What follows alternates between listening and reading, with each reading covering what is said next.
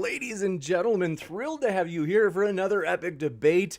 If this is your first time here at Modern Day Debate, want to let you know we are a neutral platform that hosts debates on science, religion, and politics. I'm your host, James Kunz, and we want to let you know, no matter what walk of life you come from, no matter where you fall on all of these issues, we hope you feel welcome. And so thanks for being here with us. It's going to be a fun one today. And I want to let you know a couple of other things. One is that we are thrilled to let you know we're also on podcast. So, hey, if you want to listen to Modern Day Debate on podcast, you can also hear all of these live debates there as well, as they're uploaded usually within a week. And also want to let you know, for today's debate format, it's going to be kind of short and sweet. So we're going to have about roughly 10-minute openings from each speaker, and then we're going to have about 45 minutes of open conversation, and then maybe up to 30 minutes of Q&A. So please do try to get those questions in early, and if you tag me with @ModernDayDebate, it makes it easier for me to get every question in that list for the Q&A. So with that, going to introduce the speakers. We're thrilled to have them here. And so Alex, has been a while. I think it's back all the way back to last March. So we're thrilled to have you here. He'll be taking the affirmative on today's debate question. And so if you have not, by the way, congrats, Alex. Have to let people know that Alex just hit 400,000 YouTube subscribers. So a juggernaut in the world of YouTube debate and influence, you could say. And so we're thrilled to have you here to make the case on behalf of veganism. If you could share, Alex, what people can expect to find at your links, that would be excellent. And once again, thanks for being here. Much appreciated. It's a very kind opening. Yes, if you go to my channel, you will find a mixture of advocacy for the vegan philosophy from an ethical perspective, as well as some discussion on the philosophy of religion, as well as a podcast that I run speaking to various debaters and speakers in the field. And I trust that the links are in the description of this video. Absolutely, they sure are. That includes Alex's YouTube as well as his TikTok. So check those out, folks. And welcome back, Smokey Saint. Glad to have you back. Also linked down in the description, in particular his YouTube channel. And so thanks for being here, Smokey. If you'd like to share what people can find at your link, we'd love to hear it. Thanks so much for being here. Appreciate it, James. Thank you so much. Appreciate you. Yeah. Hi, folks. Absolutely. Unlike my very suave and collected and charismatic counterpart, who is definitely has delivery much like a verbal silk, you'll find me to be a bit more like, sandpaper, razor blades, and salty lemon juice. So that's kind of the type of thing you'll find on my channel, but also a bit more of an open exchange environment. We host lots of open mics. We do after shows for lots of debates that are done here in Modern Day Debate. And we always welcome people to come in and share their perspectives and opinions, and we are a free speech environment, so we want people to come in and share their thoughts unfiltered and organically. So I do run the channel, Smokey Saint. You'll find the link down below, and we are actually doing a debate after show today as well for the two debates happening on Modern Day Debate, the one for abortion and of course this one, and that'll be later tonight at 6 p.m. Pacific Standard Time. So go down there and set your notification and come join and give your opinions. Gotcha. Thanks so much, Smokey. And with that, we'll kick it into the opening statement. So I've got the timer set for roughly 10 minutes, and that's flexible. We can give you an extra minute if you need. And so, Alex, thanks so much. The floor is all yours. Well, thanks. Maybe I should just stick stopwatch on here to make sure I don't ramble on forever, which is what I have a tendency to do.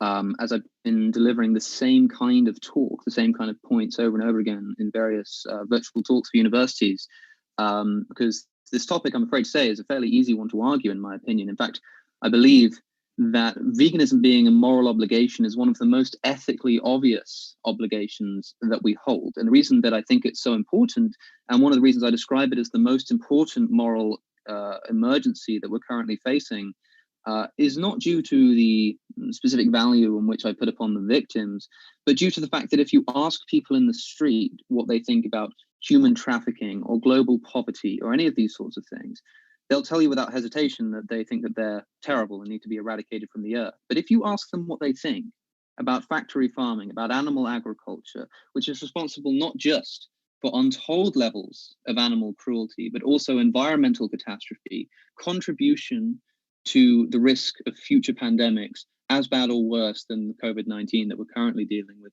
our biggest contributor to antibiotic resistance, and one of the biggest things you can do for your health, not only do they fail to condemn the animal agricultural industry for being the villain on these 5 topics, but they also continue to be the very cause for its existence by continuing to pay for the products of animal agriculture. My point is a fairly simple one. One of the first things I should mention is to clear up some misconceptions about veganism. No vegan is under the misapprehension that we're not responsible for any kind of animal suffering. Everybody's responsible for some form of animal suffering. Veganism is by definition a minimization to the highest extent practicable of all forms of animal suffering. It's an extension of what is one of the most basic ethical principles shared almost unanimously, certainly across secular morality, and I believe implicitly present in religious morality too, which is that the avoidance of suffering where unnecessary should be attained. That's not to say that suffering never occurs, but where suffering occurs and where we're inflicting it, we need to be justified in doing so. And that's one of the first points to make, is that many people think that veganism is the active thing. It's the affirmative position. And in many ways it is. It's a position that needs to be defended, but being under no illusion that by purchasing animal products, you are implicitly accepting an ideology in your own right. By handing over money, paying for somebody to force animals into gas chamber or to have a bolt put in their head, to be separated from their calves, to be suffocated in bags, to be ground up in industrial macerators, as happens to chicks in the egg industry. By paying that money, you are, economically speaking, demanding for these things to continue, and thereby implicitly accepting an ideology which says that you have a right to do so. I must have missed the memo on the idea of people having the right to pay for this kind of animal cruelty to be inflicted for the sake of a cheeseburger. This is one of the things that I would need to be convinced of to understand why people don't see it as morally obligatory to abstain from purchasing these products. Of course, veganism is slightly more complicated and nuanced in the fact that there are many different ways of procuring animal products. There are so-called better farms and worse farms. But the fact of the matter is that whilst everybody likes to say that I try to make sure my meat comes from an ethical source, I try to make sure I eat organic, free-range eggs, firstly having no idea what those terms even mean and what the legal restrictions on them are, it remains true that around 99% of the animal products consumed, at least in the United States, come from factory farms, right? And so if you are somebody who buys food from your local supermarket or from McDonald's or from any restaurant that you find on the high street, then you're paying for this factory farming, this nightmarish industry of factory farming, and you'll need to justify yourself in doing so. And unless you can identify exactly where you could find meat or other animal products which are procured in these strangely specific ethical conditions in which people like to present to say that there are some ethical ways to consume animal products, unless you can identify exactly where they are and guarantee that every single time you ever consume an animal product, that that's where it comes from, then you de facto have to go vegan and abstain from purchasing animal products until you know they come from an ethical source. And then there's a discussion to be had about whether those so-called ethical sources are even ethical. Endemic to animal agriculture is the exploitation of animals. A lot of people think that the kind of case against animal suffering is to do with not wanting to kill animals, but it's not as simple as that. It's about wanting to reduce the amount of suffering that they go through. And that's why vegetarianism isn't enough. In the milk industry, cows produce milk for the same reason we do. They're mammals. They need to be pregnant and have children in order to produce milk. So they're forcibly impregnated. And when their calf is born, because that calf is going to want the milk is being produced for the calf after all, the calf is separated from the mother and taken away, which causes the same kind of psychological distress that it would do if you did it to a human being. And that mother cow will continually go through that cycle of forcible impregnation, separation from their calves. And those calves might be bolt gunned in the head, as around 70,000 calves in the UK are per year for veal. That cycle will continue until the mother can no longer produce any milk, at which point she's sold to a slaughterhouse, and that's the thanks that we give her for providing us with these products. And I'll remind you that the reason this is happening is because you go into Starbucks and you order a latte.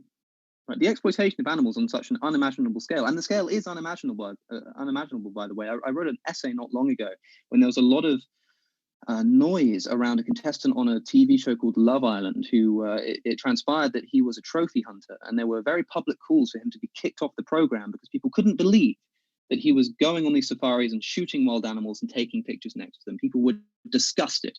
For a point of reference, 70,000 animals per year are killed by trophy hunters. Generally considered to be a bad thing, fairly disgusting. I'd be interested to hear what Mr. Saint Smokey, if I may, has to say on an issue like that, or things like dog hunting, or whatever it may, or dog fighting, these kinds of things. I wonder if our ability to exploit pigs Cows and sheep would also extend to all of the animal kingdom, and perhaps even some humans, depending on the characteristics that they have in common. 70,000 animals killed by trophy hunters per year. The same number of chickens are killed for food every 32 seconds. 32 seconds. It's difficult to conceptualize. It's impossible to conceptualize the level, the number of animals that we're talking about here. We're talking about tens of billions. 100 billion people or thereabouts have ever lived on planet Earth. There have only been about 100 billion human beings ever alive on planet Earth ever. And we're approaching that number of non-human animals being slaughtered every single year to satiate an addiction to the taste of their flesh and secretions. And that doesn't include sea life. If you include sea life, the number goes in to the trillions. Lots of people like to fall back on the idea that by buying so-called free-range organic animal products, they're doing their bit. But I should make you aware, if you think that this is the case, that free-range chickens can still be housed in barns at a density of 9 chickens per square meter. Not only this, but in the egg industry, because they're genetically engineered differently to the chickens used for meat, the males are completely useless because the males aren't going to lay eggs. So the males are culled at birth. And this is industry standard practice across all industrialized egg production, including free range and organic farms, which means that as soon as these chicks are born, if they're male, then they're immediately killed. And this is done either by throwing them onto a conveyor belt and into an industrial macerator to be ground up alive, suffocated in a plastic bag under the weight of other chicks or under the bag, or in the words of the British Egg Information Service, humanely gassed, if there isn't such a contradiction in terms present anywhere else in our ethical thinking. The challenge is this. It's a matter of consistency. It may be asked what my meta-ethical position is, how I justify morality or ethics or anything of this sort. And these are interesting questions and I'm happy to address them. However, I think that they distract from the point, because the argument that I make is one from consistency, which is this. If you think it is wrong to harm human beings in this way, or particularly other animals in this way, such as a dog, if you're the kind of person who, if you were walking down the street, saw somebody beating up a dog for no other reason than the thrill they got from it, if you're the kind of person who would stop them from doing so, and yet simultaneously the kind of person who pays for pigs to be forced into gas chambers, I believe that you're harboring a moral inconsistency that needs to be immediately addressed. Here's the challenge that I would have for my opponent this evening, which is this. I will assume, for the sake of argument, although this may not be true, I don't know, that you believe that if we were to take a human being and force that human being into a gas chamber, that would be an unethical thing to do. I want to then take the situation, the majority of pigs in my country, at least, pigs killed for slaughter, are killed similarly by forcing them into a gas chamber. Now, I wouldn't wish to draw an equivalency between human beings and other animals. There are many, many important differences between humans and other animals, but I want to identify the specific differences that justify the difference in treatment. That is to say, if I took that pig, and if you don't like the gas chamber example, you can use whatever kind of farming method you think is fine. If you think it's okay to give this pig a nice life and then bolt gun it in the head, I would imagine you'd think it would be wrong to do the same thing to a human being. And here's what you have to identify. In what ways and to what extent is that pig different from a human being that justifies the difference in treatment? In other words, how like a pig and in what ways does that human being have to be to justify the treatment of that pig upon the human? If we took a human being in a gas chamber and we gave him 4 legs instead of 2, would it be okay to keep him in that gas chamber? Probably not. What if we change the human being's skin color? Now he's got pink skin. Still not okay to put him in the gas chamber. What if we lower the human being's intelligence? Right? What if we justify killing this human being on the basis of him being of a lower intelligence? I think that's an even more dangerous road to go down, and is exactly how the Nazis justified killing the mentally disabled in the Holocaust. But now we can keep going, and what we essentially have is a 4-legged creature with pink skin, of the intelligence of a pig, experiencing the world as a pig. Give it a curly tail if you like too, and you still haven't found the difference. At which point you'll say, now it's okay to kill this thing. Now it's okay to put this being in a gas chamber, because we have this vague notion of it still somehow being human. But we have a being that walks like a pig, talks like a pig, thinks like a pig. And we've never, when making these changes, metamorphizing this human into the pig, we haven't come across the point at which we say it's now okay to kill this being. But we now have what is essentially a pig. So we have a pig in this gas chamber now, which we still don't think it's right to gas to death or kill in other means. And yet we have a pig in a gas chamber over here, and that's how you produce your breakfast in the morning. Unless you can identify what the morally relevant difference is, then you have two options. You can either say that actually it is okay to force a human being into a gas chamber if, say, they have lower intelligence, if, say, they have 4 legs. You can go that way, but I don't think that's a way that anybody wants to take. I've certainly never seen someone do it in my history of debating this topic. But the other option is to say that we similarly don't have the right to kill that pig, and certainly not with the methods that are popularly used in today's animal agricultural industry. There's a lot more to say, but I'm running up about 12 minutes, so I'll pass it on to Smokey and see how we do. Much. Appreciate that, Cosmic. And want to remind you folks, both of our guests are linked in the description. So if you'd like to hear more, you can hear more from both of them. And I also forgot to mention up at the very start, we are thrilled as Matt Dillahunty will be teaming up with Dr. Josh. That'll be against Stuart and Cliff Nettle, the father-son duo in real life. True story. That will be an exciting one at the end of the month. So forgot to mention at the start, if this is your first time here, consider hitting that subscribe button for reminders of juicy, controversial debates like that. And so thanks so much. We're going to kick it over to Smokey, as Alex had said. And so thanks so much, Smokey. The floor is all yours.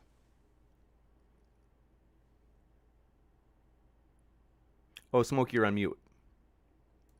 Sorry. Okay. No worries. I actually did create a little, thank you so much for that opening, Alex. That was beautifully delivered. Thank you. I actually did prepare a little opening, James. So if I can maybe share the screen. Let's see here. Sorry, give me a sec.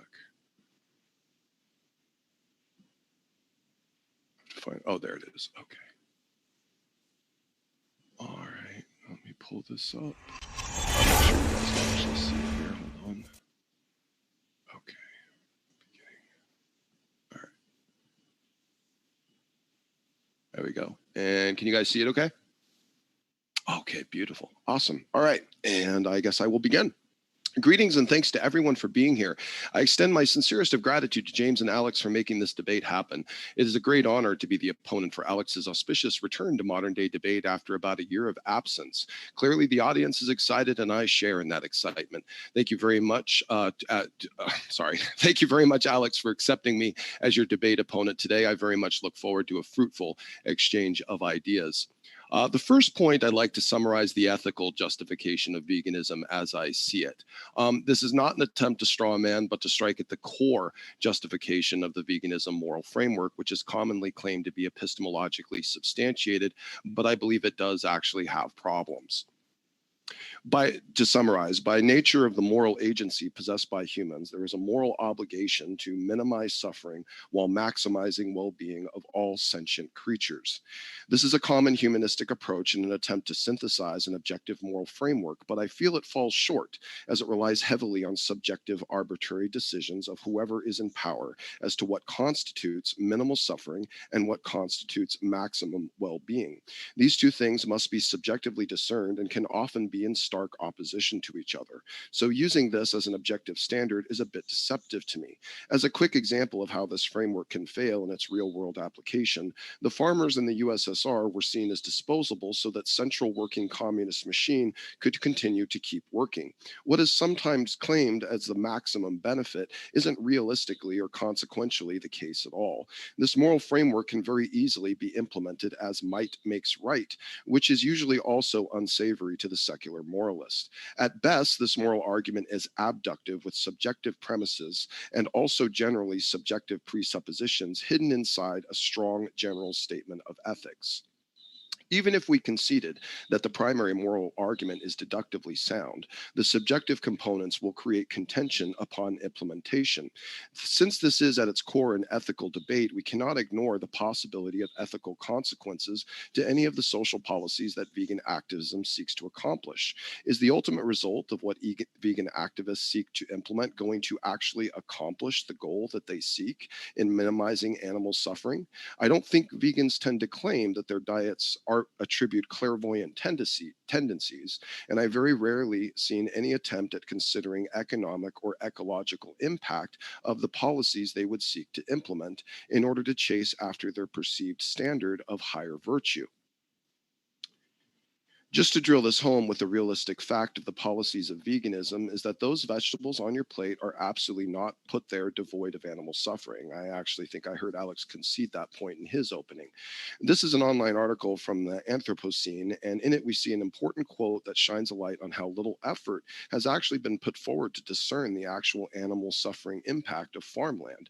To quote the article, we know that animals are harmed in plant production, write philosophers Bob Fisher and Andy Lamy, respectively, of Texas State University and the University of California, San Diego, in the Journal of Agricultural and Environmental Ethics. Unfortunately, though, we know very little about the scale of the problem. The truth is that I have found very few vegans actually considering if their policies and practices are ultimately leading to a decrease in animal suffering.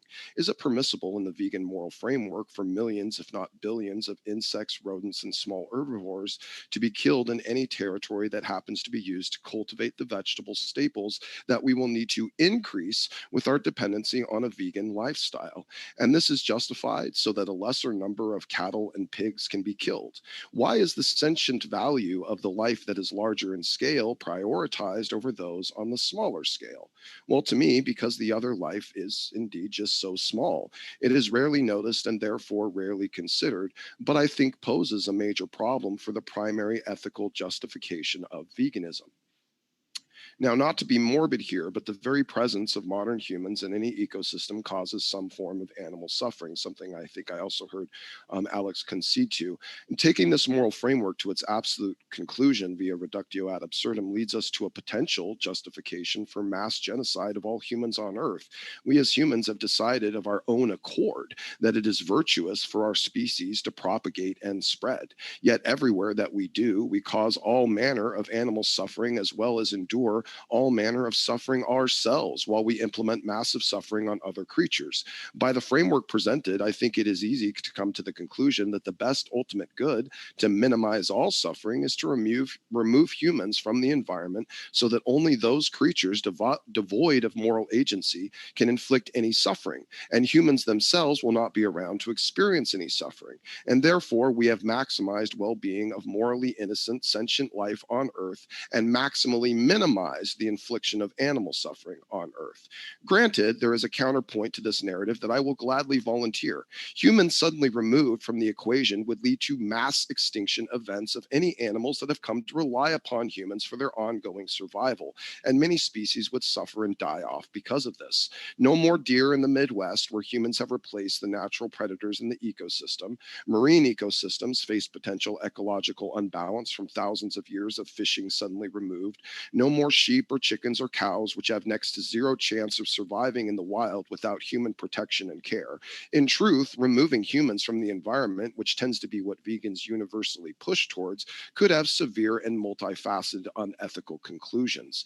Yet this still abides by their ultimate framework. They don't actually need to deviate from it. If all the animals die off, there will be no more animal suffering with those animals, and the ones left alive will experience maximal well-being. So, is species extinction an acceptable path to minimization of suffering? And if not, then why? And if it is, why isn't human extinction an acceptable path as well? This leads us to ask another very important and fundamental question. Is it better to never live so that you never suffer? Is it actually a morally virtuous stance to claim that it is better that the animals used for meat would not exist so that they can't suffer? Is it better that each of these creatures get any chance at life at all, or better they not exist if that life is potentially full of suffering? While we can all generally agree that common factory farming practices are in desperate need of reform and the treatment of animals should not be socially neglected, is it better that these animals never existed than lived and suffered to be killed for the sustenance of the population? I will try to round this up with a final point and a thought experiment. Let's call it the two rabbits. I can't help but notice veganism as a modern manifestation of cultural ethics taken to their logical termination point. It is the type of perspective that would find difficulty emerging in any social environment that didn't experience a certain level of first world comfort and excess. People starving in third world countries aren't generally having ethical disagreements with where they are getting their food. While the name the trait argument might be compelling on its surface, I'm not sure any vegan would be bold enough to claim that they think human suffering is simply potential collateral damage to the higher priority of preventing animal suffering. I look forward to unpacking that a little bit more with Alex, because that was his challenge to me at the end. Therefore, prioritizing the well-being of animals over that of humans, yet this is what would be an unavoidable consequence of the implementation of vegan policies on social environments that don't have the same infrastructure or resource access that we enjoy in the Western world. I think veganism has been instigated by culturally emotive influence. We have been culturally conditioned to not just sympathize, but empathize with the animals around us, even going as far as to attribute human characteristics to them. We humanize the animals around us and treat their experiences as if they were human experiences, just from a perspective of inferior intelligence. But this is not a fundamental fact that can be proven. We assume a humanistic experience on the animal, and doing so end up reaching a point of attributing a human value. And this tends to manifest as vegan activism as I perceive it. Truth is, none of us actually have any idea about the life experience of a lesser being, and therefore the value we attribute to it is only one that we have subjectively supplanted onto the object. And I don't think we can ignore the idea that cultural conditioning is at play here. Many people in this country treat their pets like their quote-unquote children, even affectionately refer to them as such. This is not an objective cultural position shared in other cultures that are perfectly content to eat dogs and cats, which we find to just be beyond the pale. This is not because dogs and cats have some standard of ultimate objective higher value than pigs and cows that are often on our dinner plates. It just means that our cultural positioning has influenced our subjective moral standards, and this is a manifestation of this. As my finishing, let's conclude with this two rabbits thought experiment. Based upon human empathetic reasoning, which of these rabbits is better off to you and living a life of quote unquote maximized well-being and minimized suffering? And I ask all the vegans present here observing this debate to try and be honest with the answer and consistent with your humanistic values given to the animals to discern their life perspective. Imagine yourself as rabbit number one. You are born in the wild. You will spend your entire life most likely never interacting with a human being. Every night you run out of your hole and try to desperately find some food that you can eat before one of the plethora of predators in the environment comes to kill and consume you. Night after night, you live in fear and anticipation of the fact that this very well could be the last time you leave your cold, dank dirt hole to scamper around as a hopping dinner plate for any predator in striking distance that you failed to notice. No guarantee of a long life here, higher probability you will become dinner or wander too far from uncommon territory and maybe become roadkill, or maybe wander onto a farmer's farm attracted by the young, fresh suits of corn and soy to be eradicated for threatening the supply of the essential and primary food source of the vegan society you have been born into. You will watch all your brothers and sisters and rabbit friends eaten up and torn apart as you make up the primary predatory food staple of most ecosystems the world over. Now, conversely, consider yourself as rabbit number two. You are born in a family farm that raises rabbits for meat. You never experience the fear of being preyed upon, only occasional visits from a large creature to provide food that you don't have to go risk your life searching for. You are fed and content until you are fat and prepared to be slaughtered. You are taken from your enclosure, put on a block, and quickly dispatched with a strike to the neck in the most humane fashion possible. If you are one of the rabbits that happens to be spared for meat and make it to an older age, you can enjoy the extended pain and suffering of debilitating age-related diseases and have your carcass completely wasted and rendered useless. So, which of these animals from this consistent human empathized perspective actually is ultimately and maximal potential well-being and maximally potential minimization of suffering? And with that, I will yield. Thank you very much, Smokey. We will kick it into the open discussion section. So as mentioned, folks, this will be roughly 45 minutes or so, and then we'll get into Q&A shortly after that. So thank you, gentlemen. The floor is all yours. Okay, why not? Let's take these one by one. You began, Smokey, by saying that animal suffering is present in vegetable production, in plant-based farming, and therefore how can I justify caring about the lives of pigs more than the animals which are killed in plant-based agriculture? Are you not aware that the vast majority of plants and vegetables that we grow are in fact fed to livestock? So yes, plant-based farming produces animal suffering, but we have two choices. We either produce some animal suffering by growing plants and eating the plants, or we grow even more plants because it takes more plants to feed livestock than it takes to feed a human being. We grow even more plants, creating more suffering. We then take those plants, feed them to livestock, kill the extra livestock, which produces even more suffering, and eat the livestock. Would you not agree that eating the plants directly would minimize suffering in the long run? Well, in a way, yes, but I feel like there might be a hidden premise in there that's kind of not maybe being addressed, which is that would you believe that there would have to be an increase in the amount of farmland being used and maintained in order to maintain the standard of the amount of food that was being provided by the animals, or do you think it's kind of a wash? No, I think land use or the considerations of land use leans us firmly in the direction of veganism. A study from my own University of Oxford in the Department of Zoology and School of Geography and Environment, conducted by Joseph Poore, showed that if the world were to convert to veganism, we'd free up about 75% of current agricultural land in use. Around 50% of arable land in the United States is dedicated to animal agriculture. We are, in fact, already growing, as well as this, enough crops to feed the world's population around about 3 times over, but we take those crops and we feed them to livestock and we eat the livestock. It takes more crops to feed livestock than it takes to feed human beings, which means that if we're currently growing enough crops to feed livestock, to feed 70 billion livestock animals per year, then we definitely are growing enough crops to feed 7 or 8 billion people across a lifetime. Would you not agree? So at a certain point, I actually kind of could agree. Would you say that then in the path of the ethical maximization of this environment, there would have to be either a mass slaughter, a mass culling, or an allowing of a mass dying out of the farm animals that make up this part of the system? No, it would be a case of preventing the breeding of them into existence. So, it depends what you mean by dying out. Of course, we're not going to go around and genocide any species. You actually asked the question about whether species extinction is a bad thing, and if it is not, then why human extinction wouldn't be a bad thing. I don't think extinction is intrinsically bad. No, species as a whole, considered as a group, cannot be harmed. What matters is individual experience when we're talking about ethics. If we stop breeding animals into existence and they go extinct, I don't think the extinction is a bad thing in itself.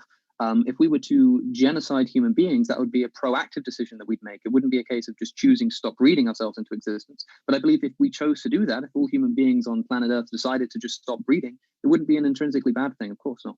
Well, can you appreciate the idea that maybe at a certain level you are assuming a certain life path of all of these animals almost collectively, like, minimizing them breeding and stuff.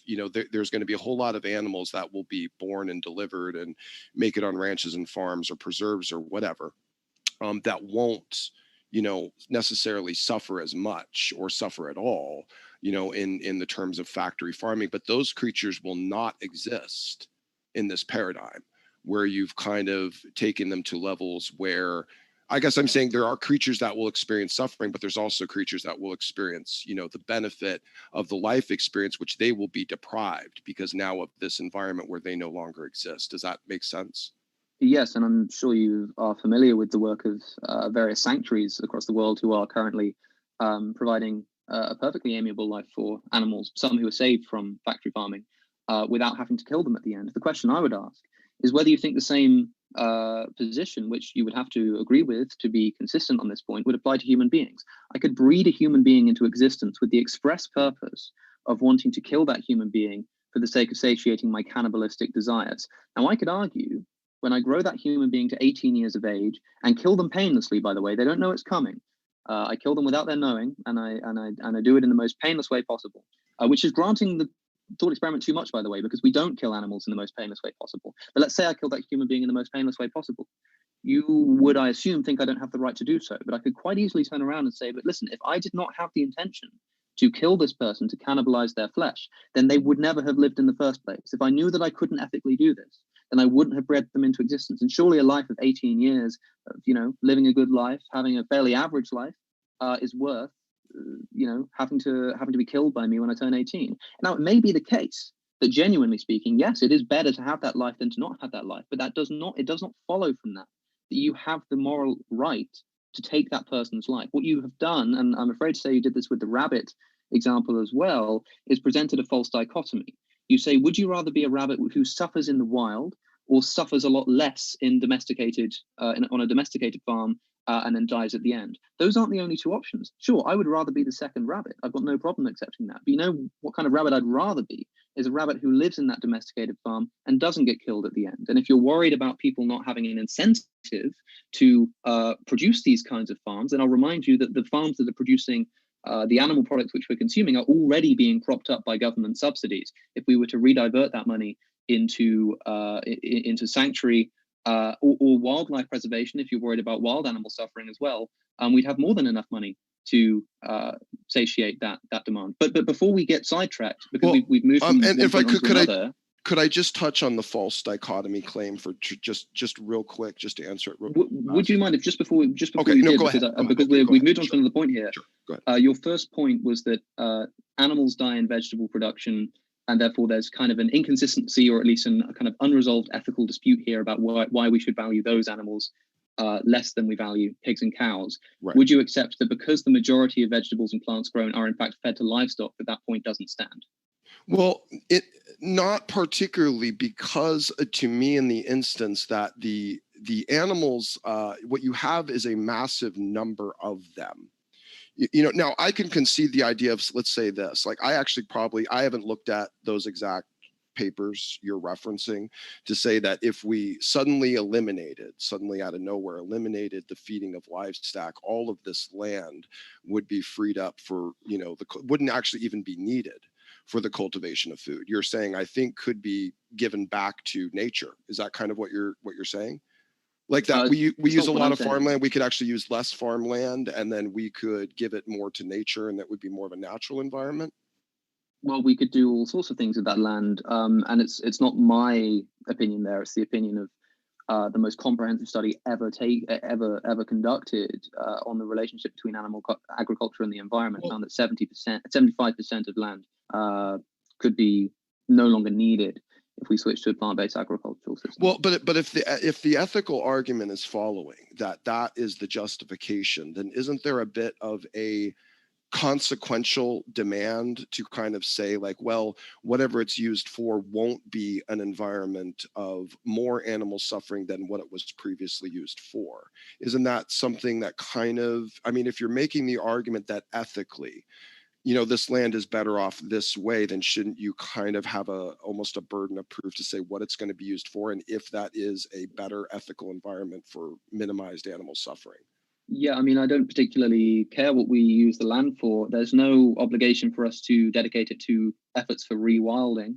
I know a lot of vegans suggest that would be a good idea. I'm not particularly on board with that, because I think the wild animal suffering needs to be taken into account. But for all I care, you can turn it into a car park. The point is that the point about land usage, but also about vegetable production, because I can tell you that it is simply a fact that the majority of plants grown are used to feed livestock. And so if your original argument, or your first argument, I should say, was that by growing these vegetables and deciding to kill these animals was somehow not actually minimizing suffering in an ethically sensible way, does not the fact that the majority of these plants that are grown are being fed to livestock completely dismiss what you said there?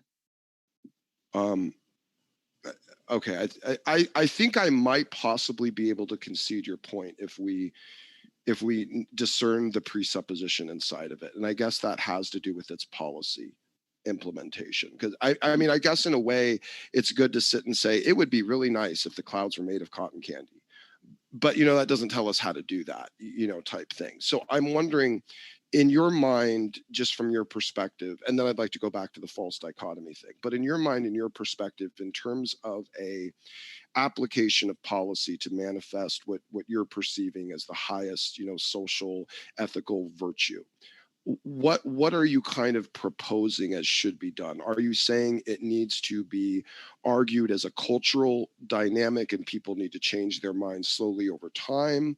Or is it something that requires some sort of hardline governmental infrastructure change or challenge?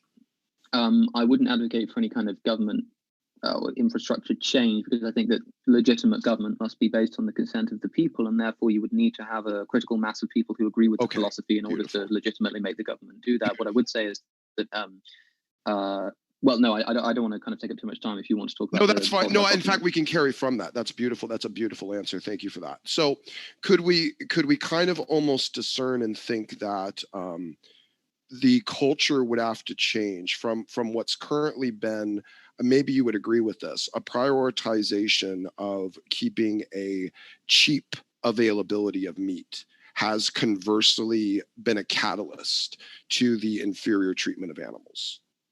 It's partly that, but it's not just that, because even if it wasn't a drive to produce actually cheap meat, it still remains the fact that the principal driving motive of the animal agricultural industry is profit, regardless of the cost of the meat in the long run. Even if we envision a world in which animals are killed much less and are therefore much more expensive, it's still going to be driven by profit. And wherever profit is involved in the commodification of a living being, you can ensure that suffering will exist. Right.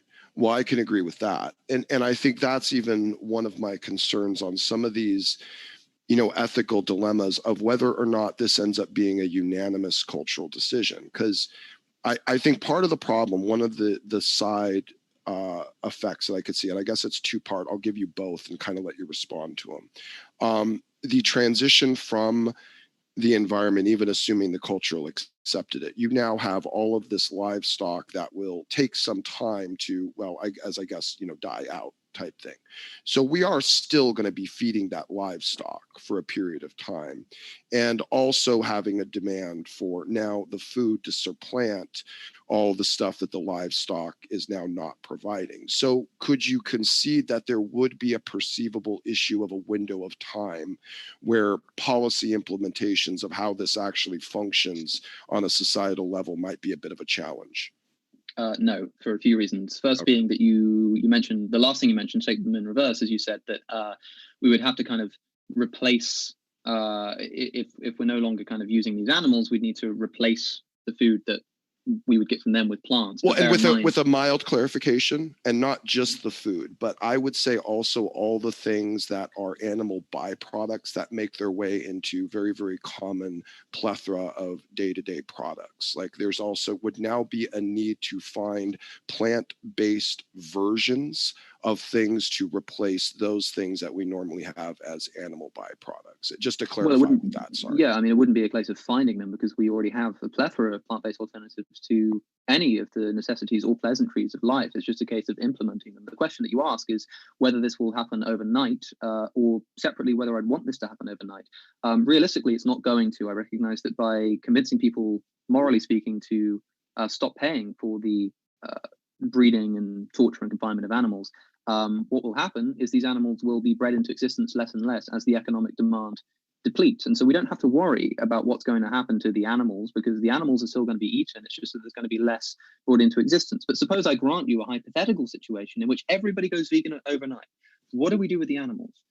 Well, the answer is probably something along the lines of euthanization. I think that would have to be the case. Now, you may say that doesn't sound very vegan to be in favor of killing animals, but here's the point. These animals are bred to die, right? The moment that they're bred into existence, an ethical atrocity has already been committed, and that these animals have been condemned to a terrible fate. And the question that we would have is whether we kill these animals to prevent future generations from continuing suffering the same way, or we allow them to continue multiplying and suffering in the same way. And I think it's a perfectly vegan, bearing in mind that veganism is about the minimization of suffering in the long run, to euthanize these animals. But in reality, we wouldn't have to have that very difficult and nuanced ethical discussion, because that's not how it's going to work. What's going to happen is we're going to stop breeding these animals into existence, so we don't have to worry about that at all. It doesn't even come up in the conversation. I find it very strange how people will simultaneously argue, on the one hand, about species extinction. They'll say that these animals are going to go extinct if we don't keep breeding them into existence. But on the other hand, they say that if we stop eating them,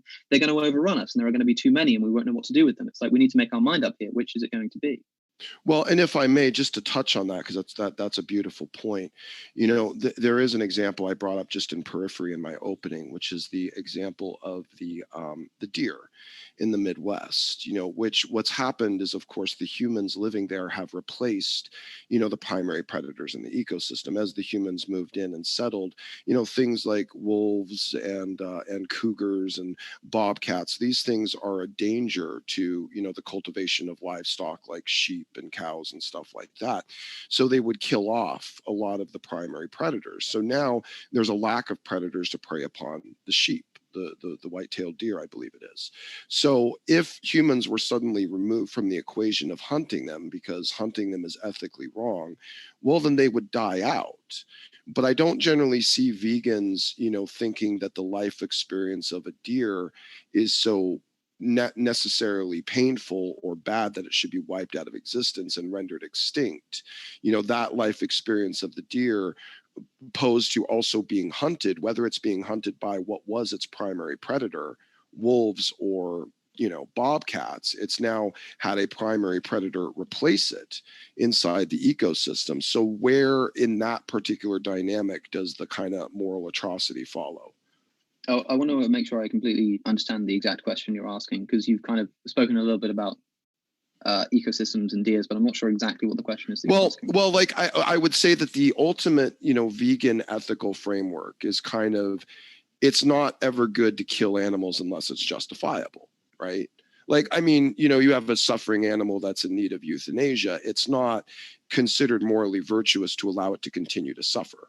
Like kind of like your two-legged pig thing in the gas chamber. Like, well, if it was a pig and it had 2 legs, is it suffering? Maybe it needs to be in the gas chamber, not to make it morbid. But I'm saying, I think that at a certain level, we almost have that ethical pull of realizing an animal in suffering allowing that to continue isn't virtuous. It's not good. I think any of us can be turned into a quick, cold-blooded murderer if we happen to accidentally run over an animal. You know what I'm saying? Like if we run over an animal and the animal's laying there suffering, I don't think we're the type of like, oh, I can't handle this, I'm emotionally downtrodden, I have to leave. Like, you almost feel that ethical pull, like, well, you're either going to help it or put it out of its misery, because that is a better ethical position, right? Okay.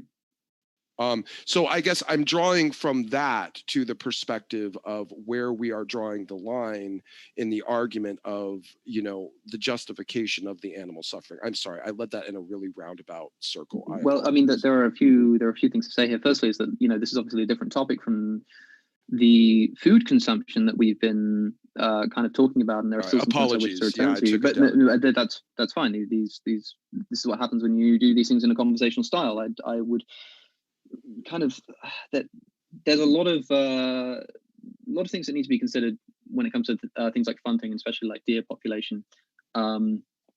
Bearing in mind that the problem is in many ways, or in pretty much all ways, human caused. When predators hunt prey in the wild, they tend to prey on the weakest. That's kind of how it happens. Natural selection works such that the weaker die out, the stronger survive, and so as the deer population evolves, so does the prey. But hunters tend to go for the strongest. They tend to go for the ones with the big antlers, with the bulky frame, and all of this kind of stuff. So we're disrupting the ecosystem by in not a particularly natural way by going in and doing so. There's also, not many people know this, 4,000 or thereabouts deer farms in the United States, which are breeding deer into existence, many of whom are specifically used for hunting, right? It's not like hunters are going into the wild for the sake of the ecosystem and because they care about the environment. I've never seen a hunter post a photo on his Facebook profile outside a recycling bin. It's not about ecosystem prevention. If it were, then there wouldn't be these deer farms that are breeding deers into existence for the sake of wanting to kill them, as well as clear cutting, a practice in which state wildlife management agencies are cutting down vast expanses of forestry to procure the kind of edge habitats which are favored by deer, in order that hunters can then go and hunt them. You'll probably be familiar with the Yellowstone situation, in which hunting is now banned because of the absolute catastrophe that it had on the ecosystem, in that hunters were killing the wolves, leading to an overpopulation of deer, and wolves had to then be reintroduced just to balance out the ecosystem. In other words, I don't think we have a very good history of going into nature as hunters, killing animals by shooting them in the lung, taking them out of that system, right? Which, by the way, changes the metabolic cycle of the entire process of an animal dying and being eaten, not just by the predator who killed it, but also other animals who are scavenging off the remains. We completely disrupt this ecosystem by killing that animal and taking it out of nature. I don't think that it's a very strong argument to say that by hunting these animals, we're somehow prioritizing environmentalism or ecosystem balancing, especially due to the development of things like chronic wasting disease, which is much like mad cow disease, but affects deer and elk and moose, and is ravaging the wild deer population, largely due to the fact that these deer are being bred in farms in order that hunters can go and kill them for sport. So yeah, I'm not sure I'm entirely sold on this line of argumentation. Well, I guess I'm not particularly arguing for the absolutist versions of that implementation. And yes, I could agree with you that there have been specific, micro environments set up for the prize hunting of animals. And I think that might be a slightly different ethical conclusion. I understand where you're coming from. And I guess I almost could concede it a little bit, if almost you could concede it a little bit on my side, that there is still kind of a little bit of a philosophical stretch in terms of both of our considerations as to how implementation of certain policies will actually affect the wildlife. And just in saying this, like when a shopping center is going to be put up, or a parking lot, or a farm, or whatever it is, generally, at least here in America, I don't know how it is on your side of the pond, but generally you have to go in search of and acquire something like an environmental impact report. So, and you hire a team of professionals that goes in and sees, well, if you put this here, is anything going to be pushed to the brink of extinction or endangered, or are you going to be, causing any type of major, massive bad ecological impact? Now, and you see the detriment of countries that don't abide by this. Look at what Dubai has done to their coastland with their, manifestation of those crazy, stupid palm trees out in the ocean. And they basically just stagnated and ruined a whole chunk of coastline because of a lack of recognition of the implementation of some of their policies and plans. And I just wondering, can you concede or possibly see from a vegan framework that there could be instances that could manifest where just by the implementation of the vegan lifestyle at large, some extra animal suffering could occur, whether indirectly or directly? Of course, there are some levels of uncertainty, but let's focus on what we do have certainty of. For instance, a lot of people may not be aware that there's a subsection of the US Department of Agriculture called the Wildlife Services, who regularly place M44s, which are a type of cyanide bomb, across rural America in order to kill wild animals to protect, you guessed it, animal agriculture, farmers and ranchers. The presence of animal agriculture is bad not just for the animals that are on those farms, but to the wild animals who are being killed for their protection as well. We can be certain about these things. Of course, large-scale ecological change is something that's largely unpredictable, and therefore we shouldn't hasten to make generalizations about having any kind of knowledge about what particular actions what their effects will be on the ecosystem. But what we do know is that animal agriculture as it currently stands is decimating the ecosystem to the extent that taxpayers in the United States are now paying the government to place cyanide bombs across rural America. I think it's clear that as it stands, the problem is one that needs to be resolved. And the simple answer to resolving that problem at the moment as that stands is to stop funding the animal agriculture that's responsible for its existence. Well, I feel like there's some sort of kind of hidden presupposition there that wouldn't be happening or wouldn't be implemented for a massive amount of farmland. And just to share, I did grow up on a farm. And one thing I could... Sure, go ahead. So I just wanted to address that supposition off the bat. I mean, I just said that the reason why these cyanide bombs are being placed across rural America is to protect animals in the animal agricultural industry. So if the animals were in that animal agricultural industry, then yes, that wouldn't be happening. Right. Well, no, but I'm saying it does happen and would happen, just not necessarily that exact way, but it would happen with farmland. And the issue is that whenever you farm anything, there's always generally, at least certainly as I've found, something that in the environment or the ecosystem that's going to want to prey on whatever you're farming. If you have small ground crops, it's generally rabbits or ground squirrels or gophers. If it's, orchard crops like apples and oranges, you're dealing with birds or, ravens or something like that. And in many instances, farmers not able to create a synergy with whatever is inside this ecosystem has to overcome it and kill it. or else the crops aren't tenable. What happens, and if you don't do that, you don't kill it, but you continue to cultivate the crops, the pests overpopulate because you're not keeping them in check. And then the land basically becomes untenable because the pests are so plentiful. The farmers pull out of the land and don't use it, and then all the animals slowly die off and suffer and starve. So, okay, so you would agree then that the best thing we can do is to minimize the extent to well, which this was my point. farms. This was my key point, is that, I mean, do we really know that 1 acre of farmland, of ranch land, is ultimately less animal suffering than 1 acre of farmland or 1 acre of wild land? Like, have we necessarily crunched the numbers to know that this environment, other than being used for the cultivation of livestock, is absolutely, or at least plausibly, because I mean, if you have 1 acre of land that a cow can graze in, and say we're being generous and we want nice, happy cows, and we're going to give them a whole acre each cow, you know, how much of that is used, you know, for that one suffering cow, you know, which is now just around that one suffering cow that would be used for millions of suffering insects and mice and gophers and rodents and stuff like that. I guess like where do we draw the line of this one suffering cow is prioritized over the suffering of hundreds of millions of other potentially smaller but sentient creatures? I guess that's where I'm going. Because, as I say, if we continue to produce farm animals and animal agriculture as it stands, we require both the production of the crops at a larger scale than we'd need to feed the human population, and the killing of the animals. Well, no, but what I'm saying to part of that, and I'm sorry, I think it might have been missed, is that even if you get rid of that land, yeah, even in the wild land, there's still animal suffering, just not necessarily ones instigated or manifested by humans, or done in periphery, because whatever's in that land wanders out and goes into human territory and suffers and dies anyway. That's what I was kind of. But I'm not advocating for a system of rewilding by which we turn that land back into a cesspool of animal suffering. I'm just arguing that we don't use the land for agricultural production if we don't need to, if it's going to cause excess animal suffering. And I guess that was kind of my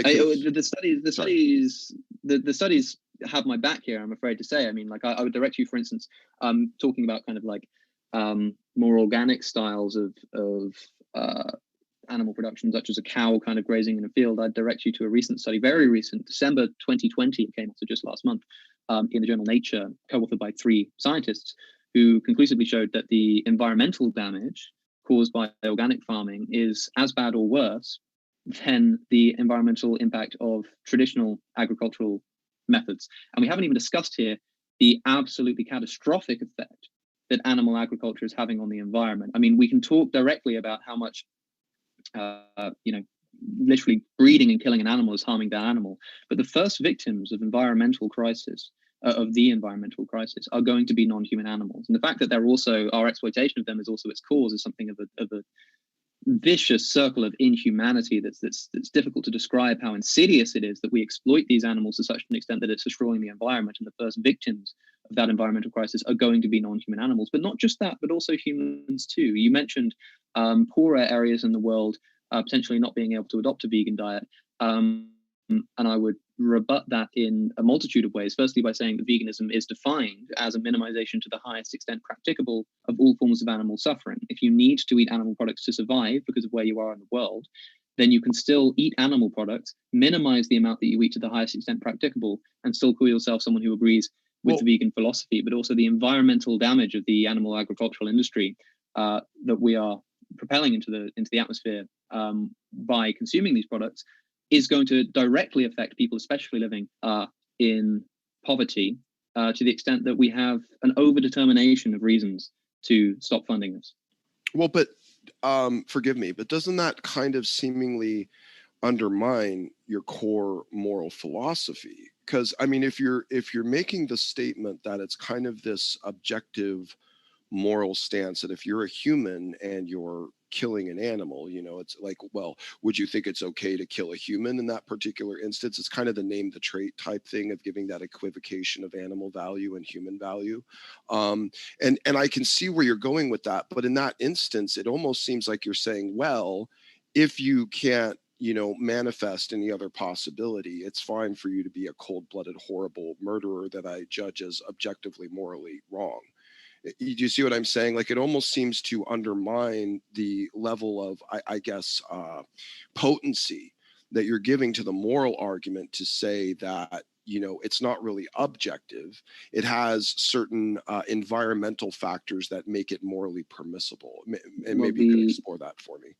Yeah, the operative word there is almost undermined. I'm afraid it doesn't, for a variety of reasons. Firstly, even if you're proposing some kind of objective theory of ethics, taking practical considerations into account to decide how it should actually be applied to somebody's life in no way undermines the objectivity of that moral case. If we agreed that it was objectively morally wrong to kill an innocent person, we might want to at least readdress that problem when it comes to 4 people starving on a desert island who'll only survive for the amount of time it'll take to get rescued if one of them gets killed. We may still agree that it's a wrong thing to do, but we can recognize that it would at least need a reevaluation based on practical considerations. That doesn't undermine the objectivity of the moral principle upon which we're basing it.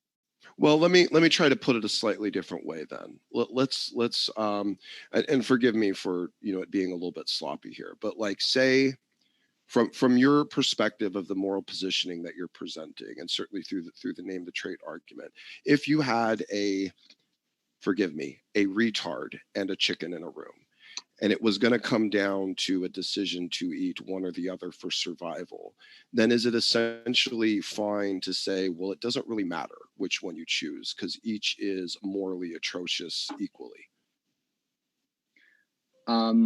I think that that word kind of having lost all of its medical significance. I'm not entirely. Oh, sorry. Sure Okay. exactly Let's say. Okay. Sorry.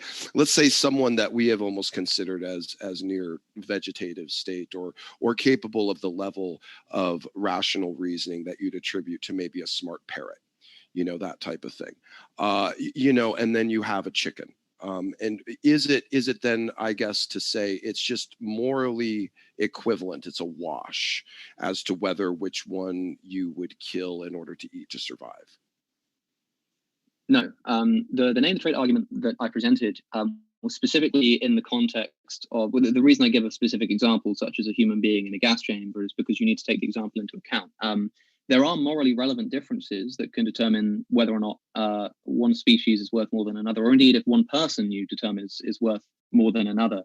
The question is, are they worth more to the extent that we have the right to kill them? Now the point I would raise here is to say that in the situation we're in, whereby we don't need to kill these animals to survive, we can say that a pig has less moral worth than a human being because of a multitude of morally relevant factors.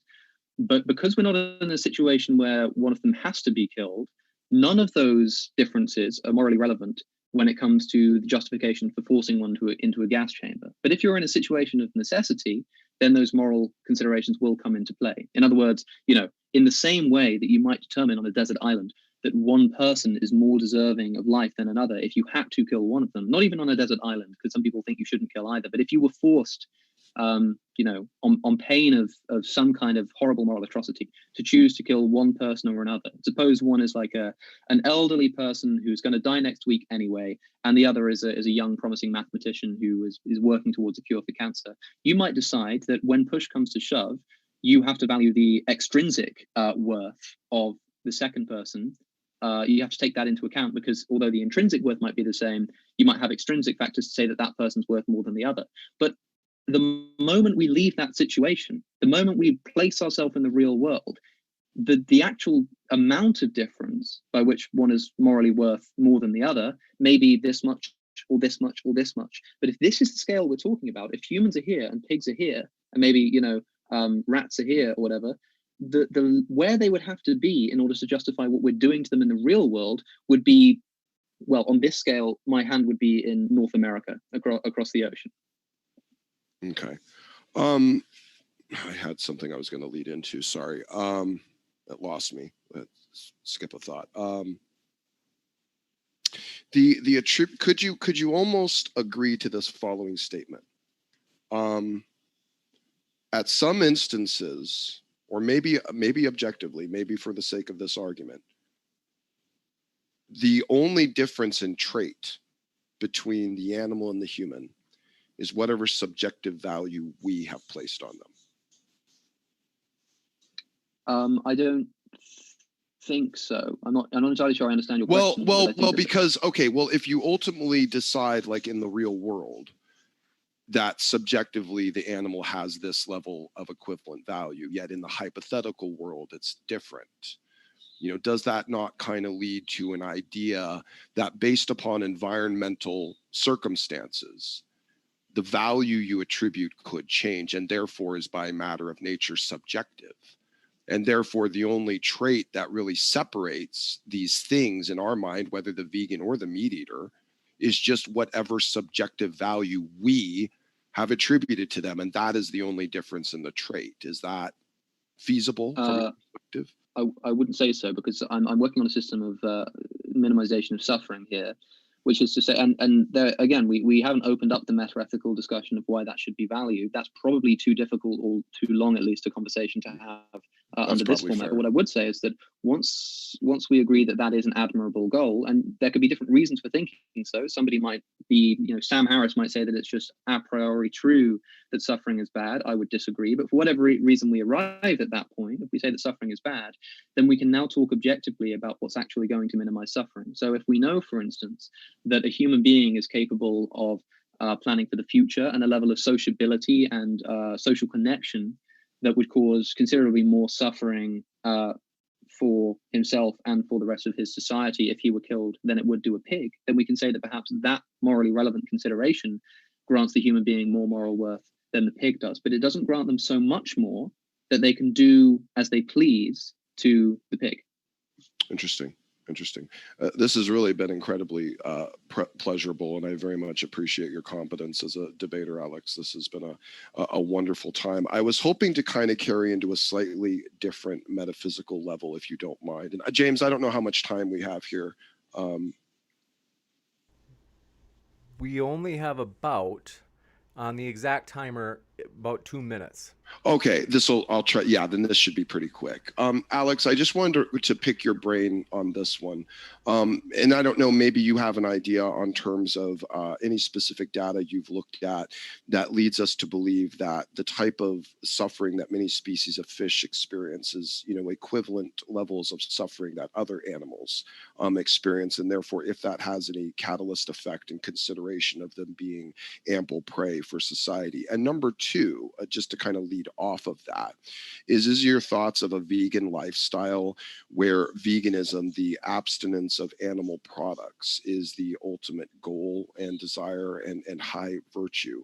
What in the instance where perhaps animal products are grown or lab manufactured without any potential of animal suffering, actual, sentient suffering at all in order to produce it, would you be okay with that type of product being part of society?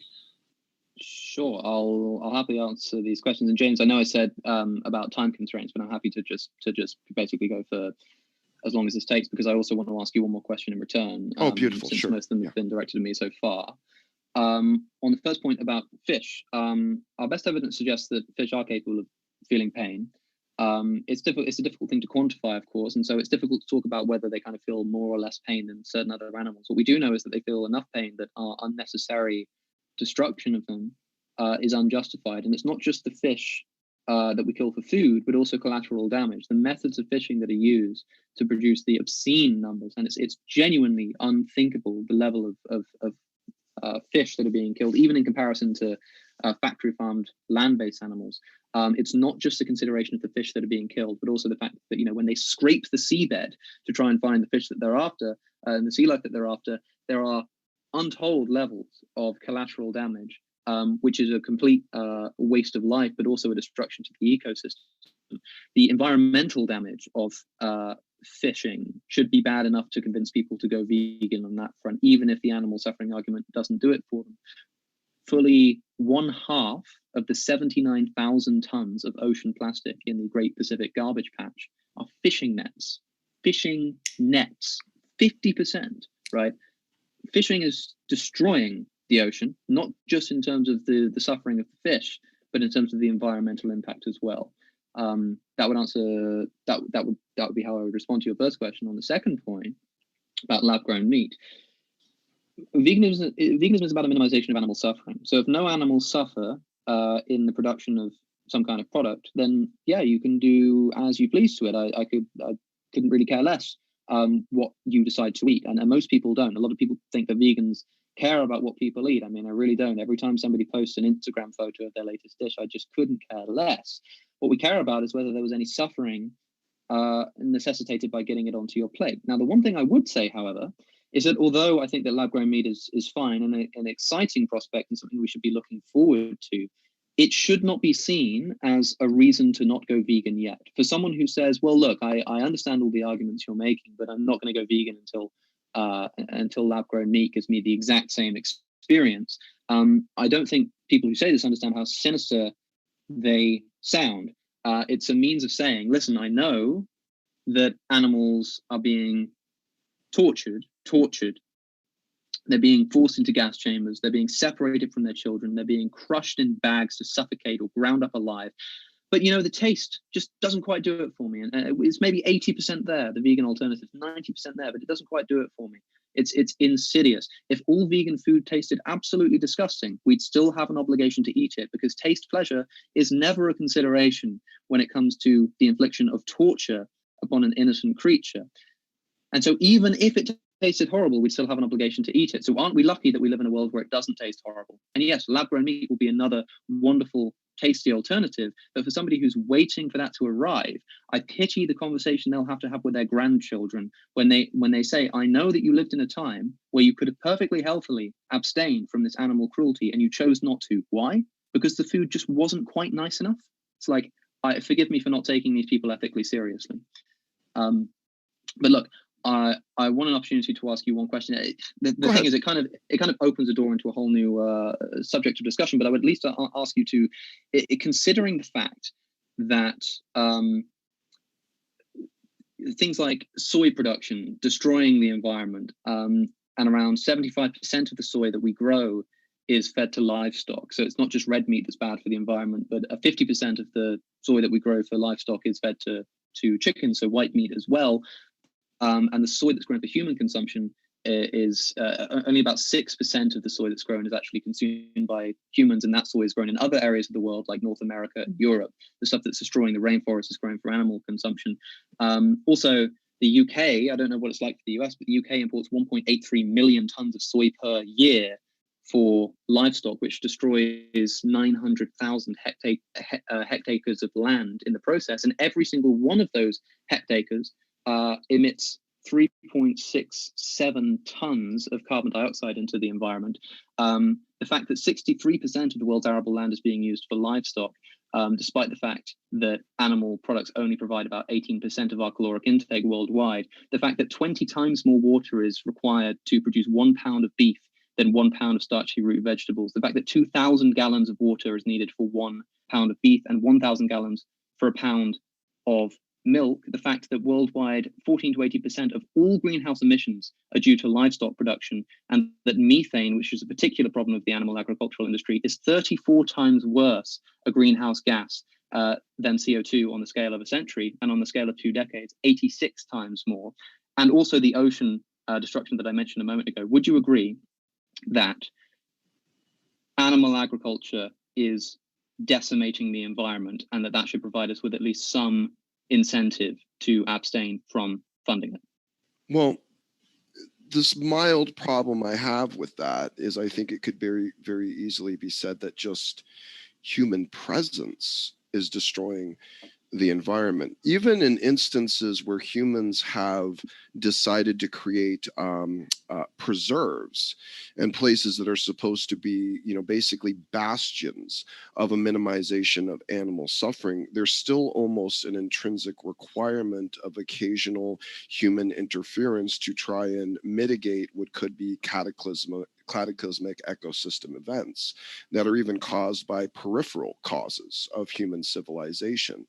So it almost, to me, at a certain level, feels like we might be splitting hairs on some of it. Now, here's what I'll again, I haven't looked at a lot of the references that you're specifically citing for the decrease in land production for the cultivation of the animals, but I'll go ahead and concede it for you. The issue that I have again is just, I guess, what follows is this automatic assumption that whatever that land is ultimately used for after being from farm production or animal agriculture is definitively and essentially with confidence believed to going to be supplanted by an environment of less animal suffering.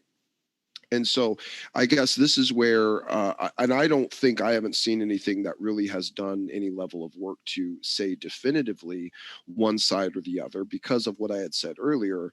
There are lots of, I think, secondary and third potential ramifications that aren't necessarily considered. And yeah, like you look at a problem like you bring up of the nets in the ocean. That's atrocious, and that's a problem. It's the same thing with the factory farms. You know, I personally don't like the fact that the culture and the environment has prioritized cheap production of meat, which I believe personally is the catalyst to the mistreatment of animals. What was, and I think you would argue, or maybe even I would hope at least agree, the humans who were farmers 200 years ago, short and sweet, who were just raising animals for their own sustenance and benefit, weren't doing anything ethically wrong by your standards. But once they progressed to a level where they could do something different, then all of a sudden the moral obligation existed. Yeah, and we're in that situation right now. I would ask you, because you speak quite movingly about the terrible conditions in which animals are kept, and seem to imply that you wish it would come to an end. I would just ask you, are you somebody who pays for these products? Yes, I do. Yes. And even an extent for as much as I could even try to say, well, I could mitigate the purchase of pigs and beef, which, and by the way, let me tell you this, if I knew there was a local family farm that I could support that produced slightly more expensive, but animals that were cared for and open free range and had a better quality of life, I would happily and gladly and quickly support that manufacturer and hope that doing so would starve out a large, cruel factory farm type of environment. Yes. Well, I'm glad to hear that, but until one arises, do you not think you have an obligation to abstain from an industry which you self-admittedly say is a moral abomination? Well, in the sense that I don't believe there's another optimal option, you know, in terms of, like, say, for instance, even just to the level of pets. Let me take it to that. Pets, I know there is a concern of having, you know, particularly cats and dogs, which are heavily, you know, protein ridden. In fact, I specifically go to look for food that is as natural and free of byproducts for my cats at all. That's one of those things to me that, for the sake of wanting the higher quality of life for my cats, who are intimately connected to me, I have attributed a higher value of them than, you know, the general pig byproduct that produced their food. So, okay, but look, this is an irrelevancy. My question is a fairly simple one. Disregarding things like pets, if you think that the factory farming animal agricultural industry as it exists right now is morally wrong, right, and yet you pay for it to continue, would you not see that as a moral inconsistency on your part?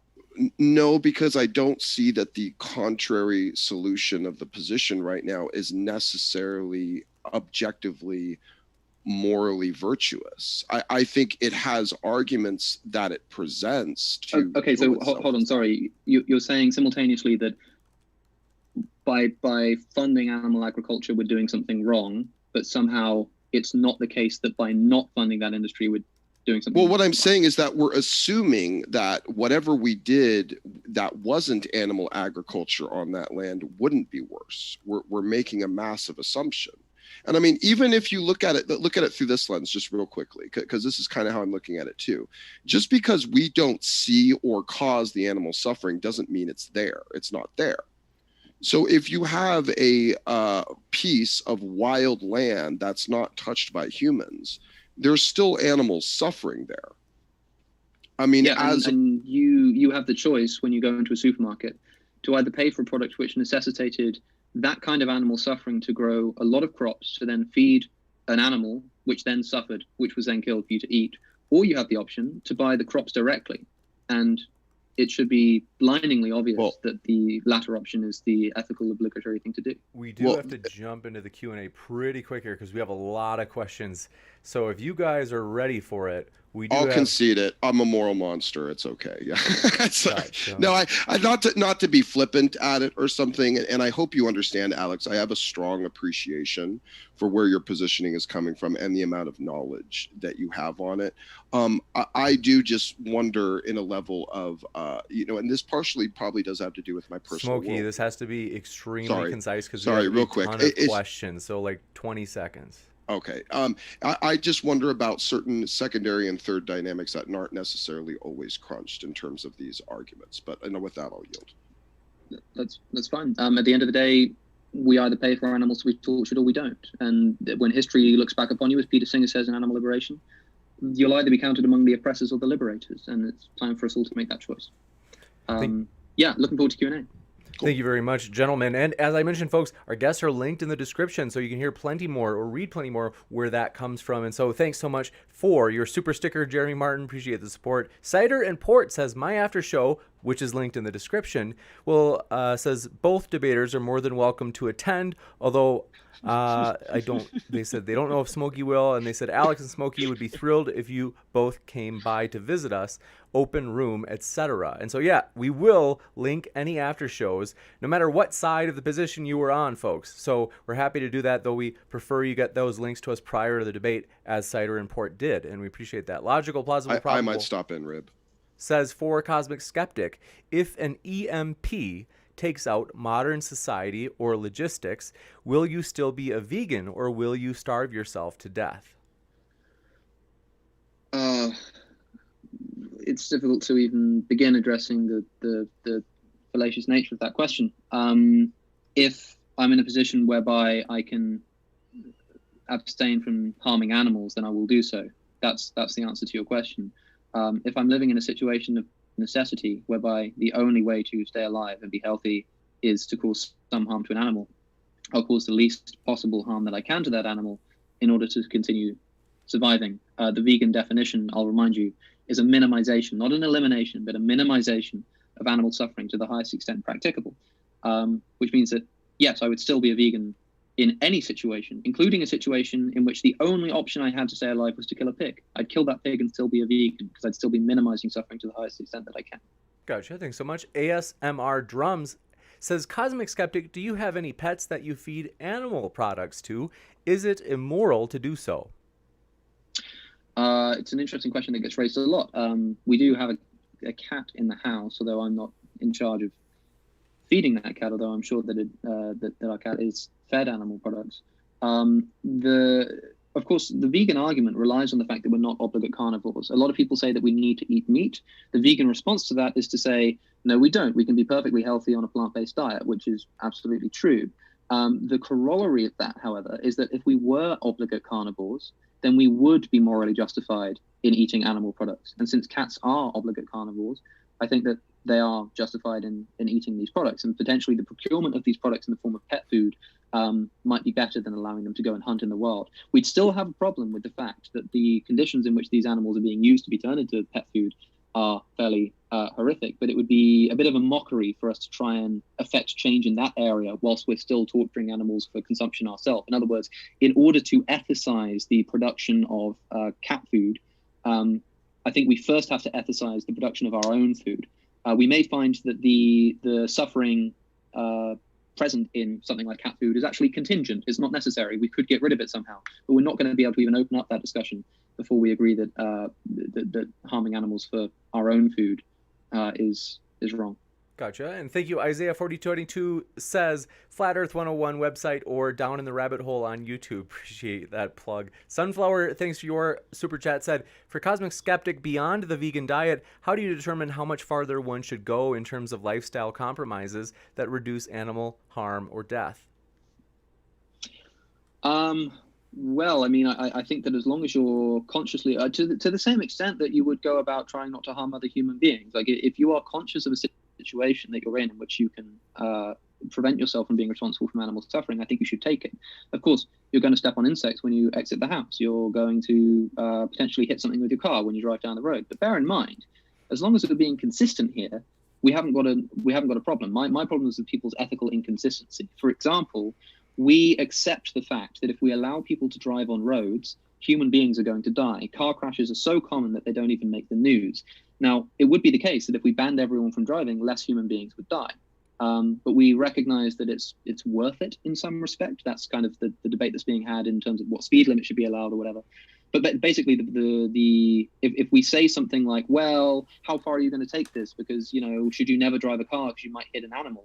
The exact same question can be asked of driving a car and the risk that it poses to hitting another human being. As long as we're being consistent in our application of our moral framework to non-human animals and human animals, I think that's the best you can do.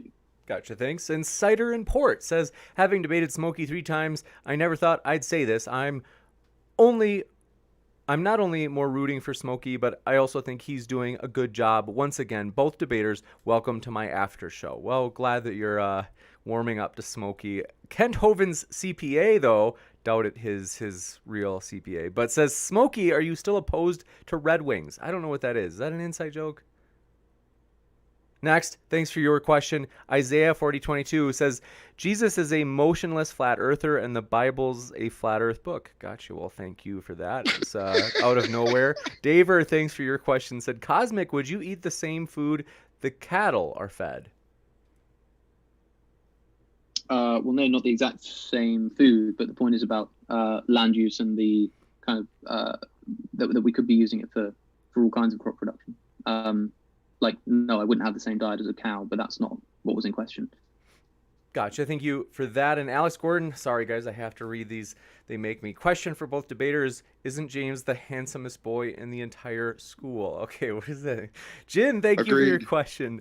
I can tell how much you hated reading that. I can tell how much that pained you. Jerry Peenlick says, CS Pig Challenge, what if each difference contributes to the decision by a tiny amount? Eventually, with enough differences, you reach a threshold and allow for the kill. In other words, the scale isn't discrete, but is considered continuous in terms of when it is or isn't allowed to kill something. Then the challenge turns from name the trait into name the traits. Give me the collection of traits by which, if I removed them from a human being or gave them to a human being, whichever way you frame it, you'd be okay with me forcing them into a gas chamber. I don't think you'll find it. Bear in mind that, again, there are a great many cumulative considerations that will grant one species more moral worth than another. The question that we need to face is not just what grants one species more moral worth than another, but what grants that species so much more of a moral worth that they can do literally anything they please with the other, up to and including gassing to death with carbon dioxide in gas chambers. You bet. And thank you, Atu Despor. Appreciate your questions. Said, great debate, guys. Ola from A Brazilian Admirer.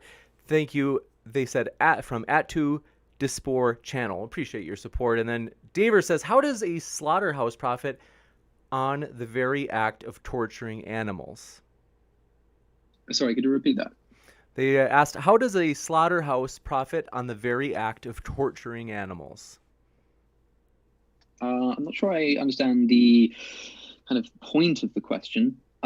It's not just about a slaughterhouse. It's about the conditions in which the animal was kept before it was slaughtered. But they profit from certainly harming animals by the fact that their entire business model is based upon the most cost-efficient manner of producing animal products that they can find. And the most cost-efficient manner never accords with the most ethically efficient manner. You got it. Thank you very much. But maybe I've misunderstood the point of the question. I wasn't certain either, so we're in the same boat. And Honest Abe, thank you for your question. Said, Dear Alex, we are an aspiring star. They meant to say you are an aspiring star of YouTube atheism. Now you have become a spokesperson for veganism. How do you personally cope with publicly holding not one, but two highly polarizing positions? By knowing what I'm talking about and trying to win any time I have a debate on the topics. It's quite easy when it comes to something like veganism, because this is such a blindingly ethically obvious position as far as I can see that I don't lose any sleep over it. I don't have to particularly prepare for these kinds of things, because as long as you know the facts, the argumentation follows almost as a corollary. It's one of the easiest arguments to make in the world. The fact that it's polarizing, the fact that people get upset about it could I couldn't care less. It takes a lot to make me cry, as has been said in the past. I don't mind. I get a lot of hate on Twitter and a lot of hate on YouTube comment sections, but every time that I see them, I just think to myself that I've been called a lot worse by a lot better people, and it doesn't make me lose any sleep. Thanks so much. And Lifting Vegan Logic, appreciate your question. Said so many carnus noob in this chat. LOL, taking a jab at the chat. I like it. All right. Paradigm Shift Music, thanks for your question. Said facts and logic always trumps carnist nonsense. Lifting Vegan Logic. Alex is well read and he will always get to the point. Thanks to everyone for this. We can't thank the debaters enough. The debaters are the lifeblood of the channel, and so we have to thank them as well and remind you folks, they're linked in the description. And Spider the ATO, thank you for your super sticker. Appreciate it. Gurmania, thank you for your question. Says, Cosmic, though I'm currently a meat eater, I realize I have cognitive dissonance to be against animal cruelty, yet still I eat meat. I have many questions I'd like to ask you, like the morality of killing insects. Maybe in the future, take care. Yeah, well, thanks. I mean, there's a lot to say on insects. One of the things to note is that insect farming is, environmentally speaking, incredibly unsustainable and probably does more harm than it's worth. Again, the question would be whether we actually really need to be doing this, which I don't think we do. But I'm glad to hear that you're kind of self-admittedly in a state of cognitive dissonance, as was I, as are most people who do transition to a plant-based lifestyle. There's at least some period in which they're convinced by the argumentation but haven't taken the step yet. I'd recommend taking it one meal at a time. You'll understand absolutely how easy it is, and after a month or two, you'll struggle to believe you ever ate animal products in the first place. Thanks so much. And Thomas Roth, appreciate your question. This is super interesting. I love this question. They said, Alex, do you see any problem with buying clothes made from animals secondhand? Now, the way I interpret that is, I think they're maybe meaning it was clothing made from animals, but you're buying it from a thrift shop, so it's been already purchased from the manufacturer. Yeah, it's a great question.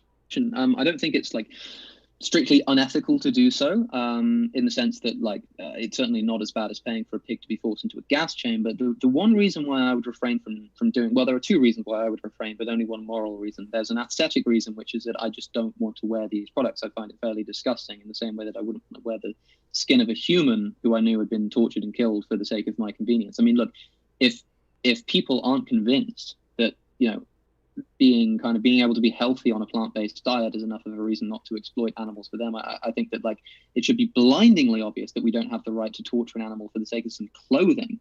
That should be the most obvious thing in the world. But when it's secondhand, you're not directly contributing to the suffering. The one reason I wouldn't buy it is this: if somebody's looking for a leather jacket, if they walk into that thrift shop and they see that leather jacket, they might buy it.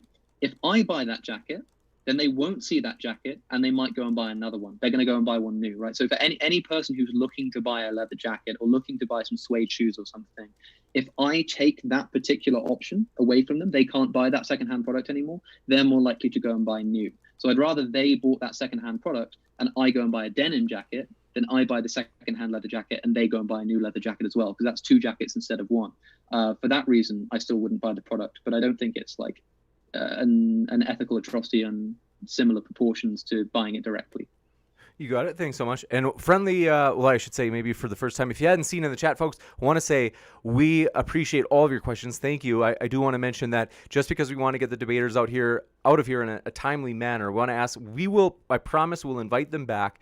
And so hopefully there'll be a chance for questions in the future. But if you are able to hold off on any more questions just because we want to get them out of here in a decent time, we've got not too many more left, but we still have a number. So, we got that one. Thank you, Daver, who said, is it okay to kill plants because they, as you say, are not sentient or aware? Would it be ethical for a sniper to kill when the victim is unaware of the death coming? How about killing a sleeping person?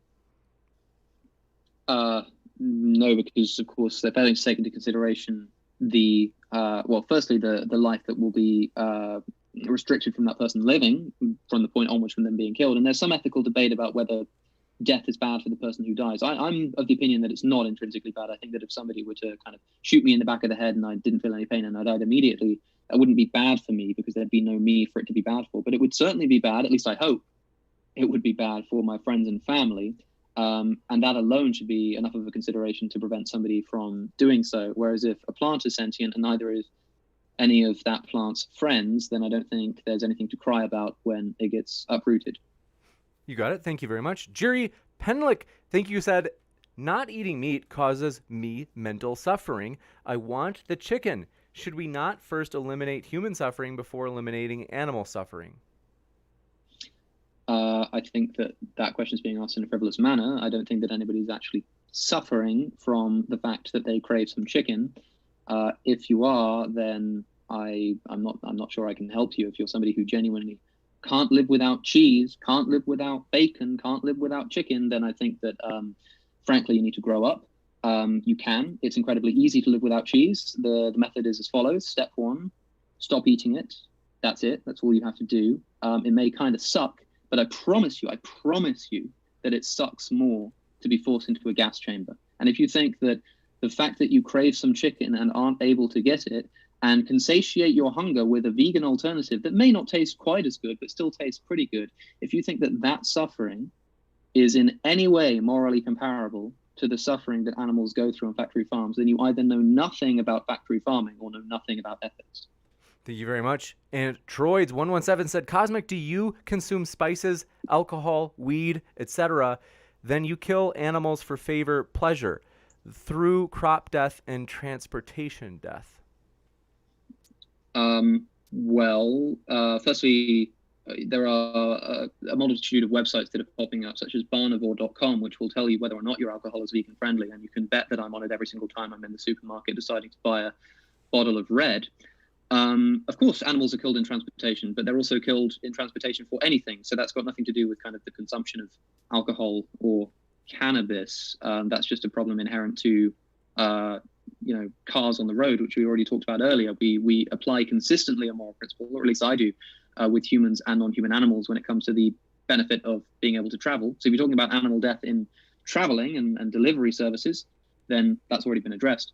If you're talking about the fact that some of these products contain non-vegan products, then as a vegan, I wouldn't be consuming them. Gotcha. And Japexican 007 says, Christ has already given us the blueprint to live forever and have no pain and suffering, love God and love thy neighbor as yourself, as well as be without sin. We just refuse to concede this truth. And let's see. Daver, thank you for your question, said, Cosmic, would you be okay taking the bullet for the animal? Taking the bullet would be vegan. Be vegan in the sense that a vegan has no ethical restriction in choosing to do so, but I don't think they have an obligation to do so. Of course not. I don't think you have an obligation to take a bullet to save another human being. I think it would be a virtuous thing to do, but I don't think you have an obligation to do it. Of course not. You bet. And Cider and Port, we're almost there, guys. I know we've got a lot of questions. Thanks for your patience. Cider and Port said, after show at 4 p.m., open room, Smokey, comment when you get there. I'll post a link for you to join. You actually had a good debate. Talk soon. Samal Weehi, thank you for your question, said, what should we do if we found that plants had the capacity to experience pain and suffering?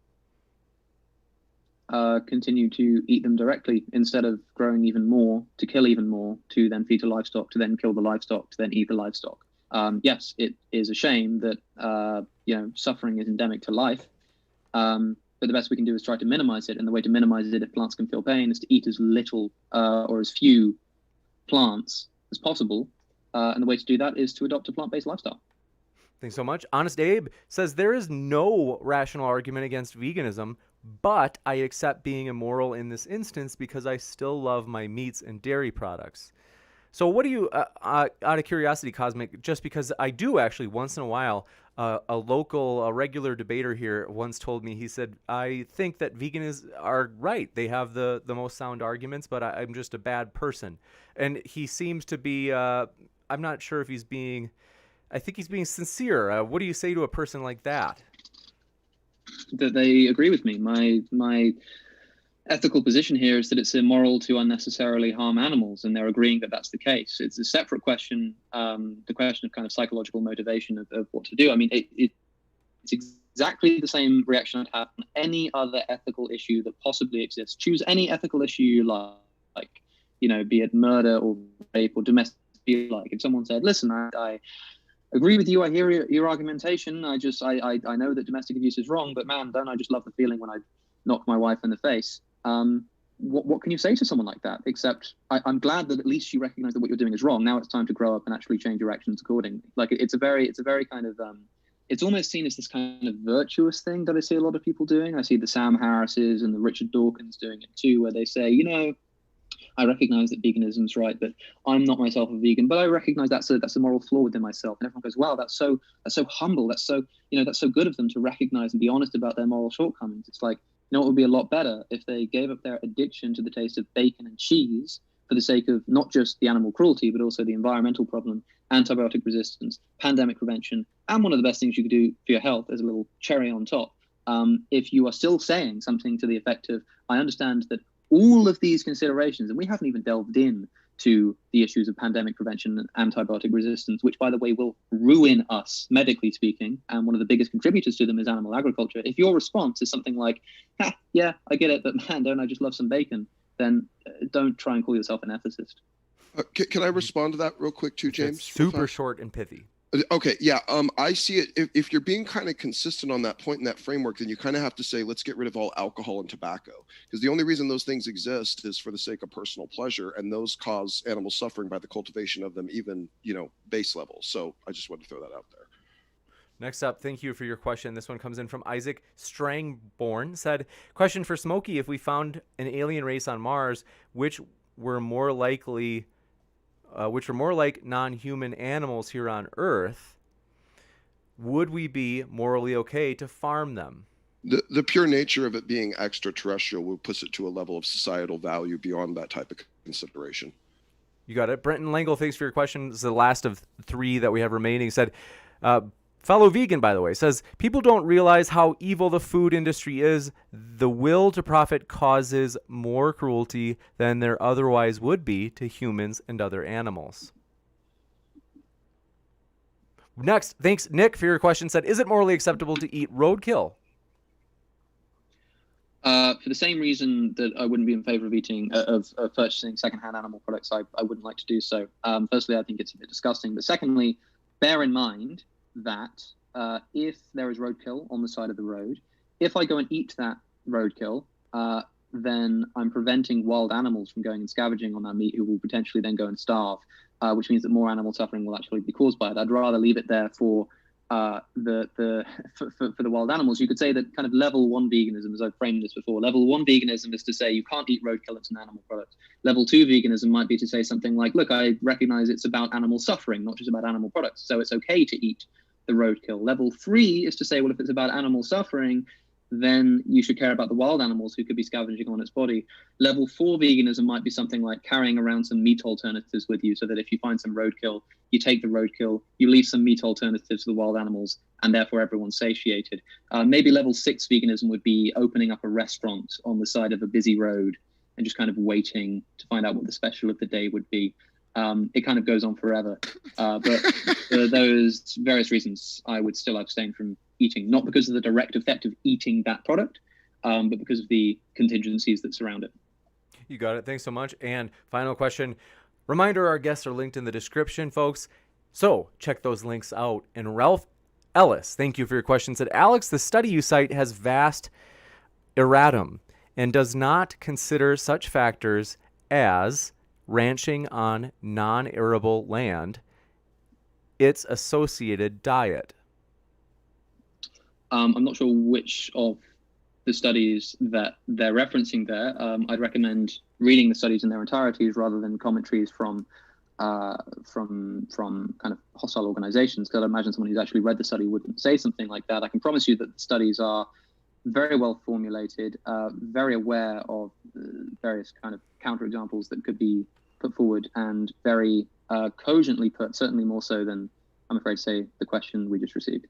You got it. And want to say thanks, everybody, for your questions. Thanks for hanging out with us. It's been a true pleasure. We hope you feel welcome, whether you be vegan, non-vegan, no matter what walk of life you were from. Thanks for hanging out with us today. Want to let you know as well, sorry we didn't get to all the questions, is we do want to respect the time of the debaters. Everybody's very busy, and so we do want to let you know that we absolutely will invite them back. And so if you have extra questions that you want to just jot down in a journal or something, you're going to ask next time as well. And so we really do appreciate it. We want to say thanks so much for being here. I'll be back with a post-credit scene in a minute, as we're having a triple header today. So this is the first of 3 epic debates today, and so I'll be back with more details on that. And so thank you so much, though, Alex and Smokey. It's been a true pleasure to have you with us today. Pleasure was mine. Thanks for having me. Absolutely. As mentioned, I'll be right back, folks. Thanks so much for all of your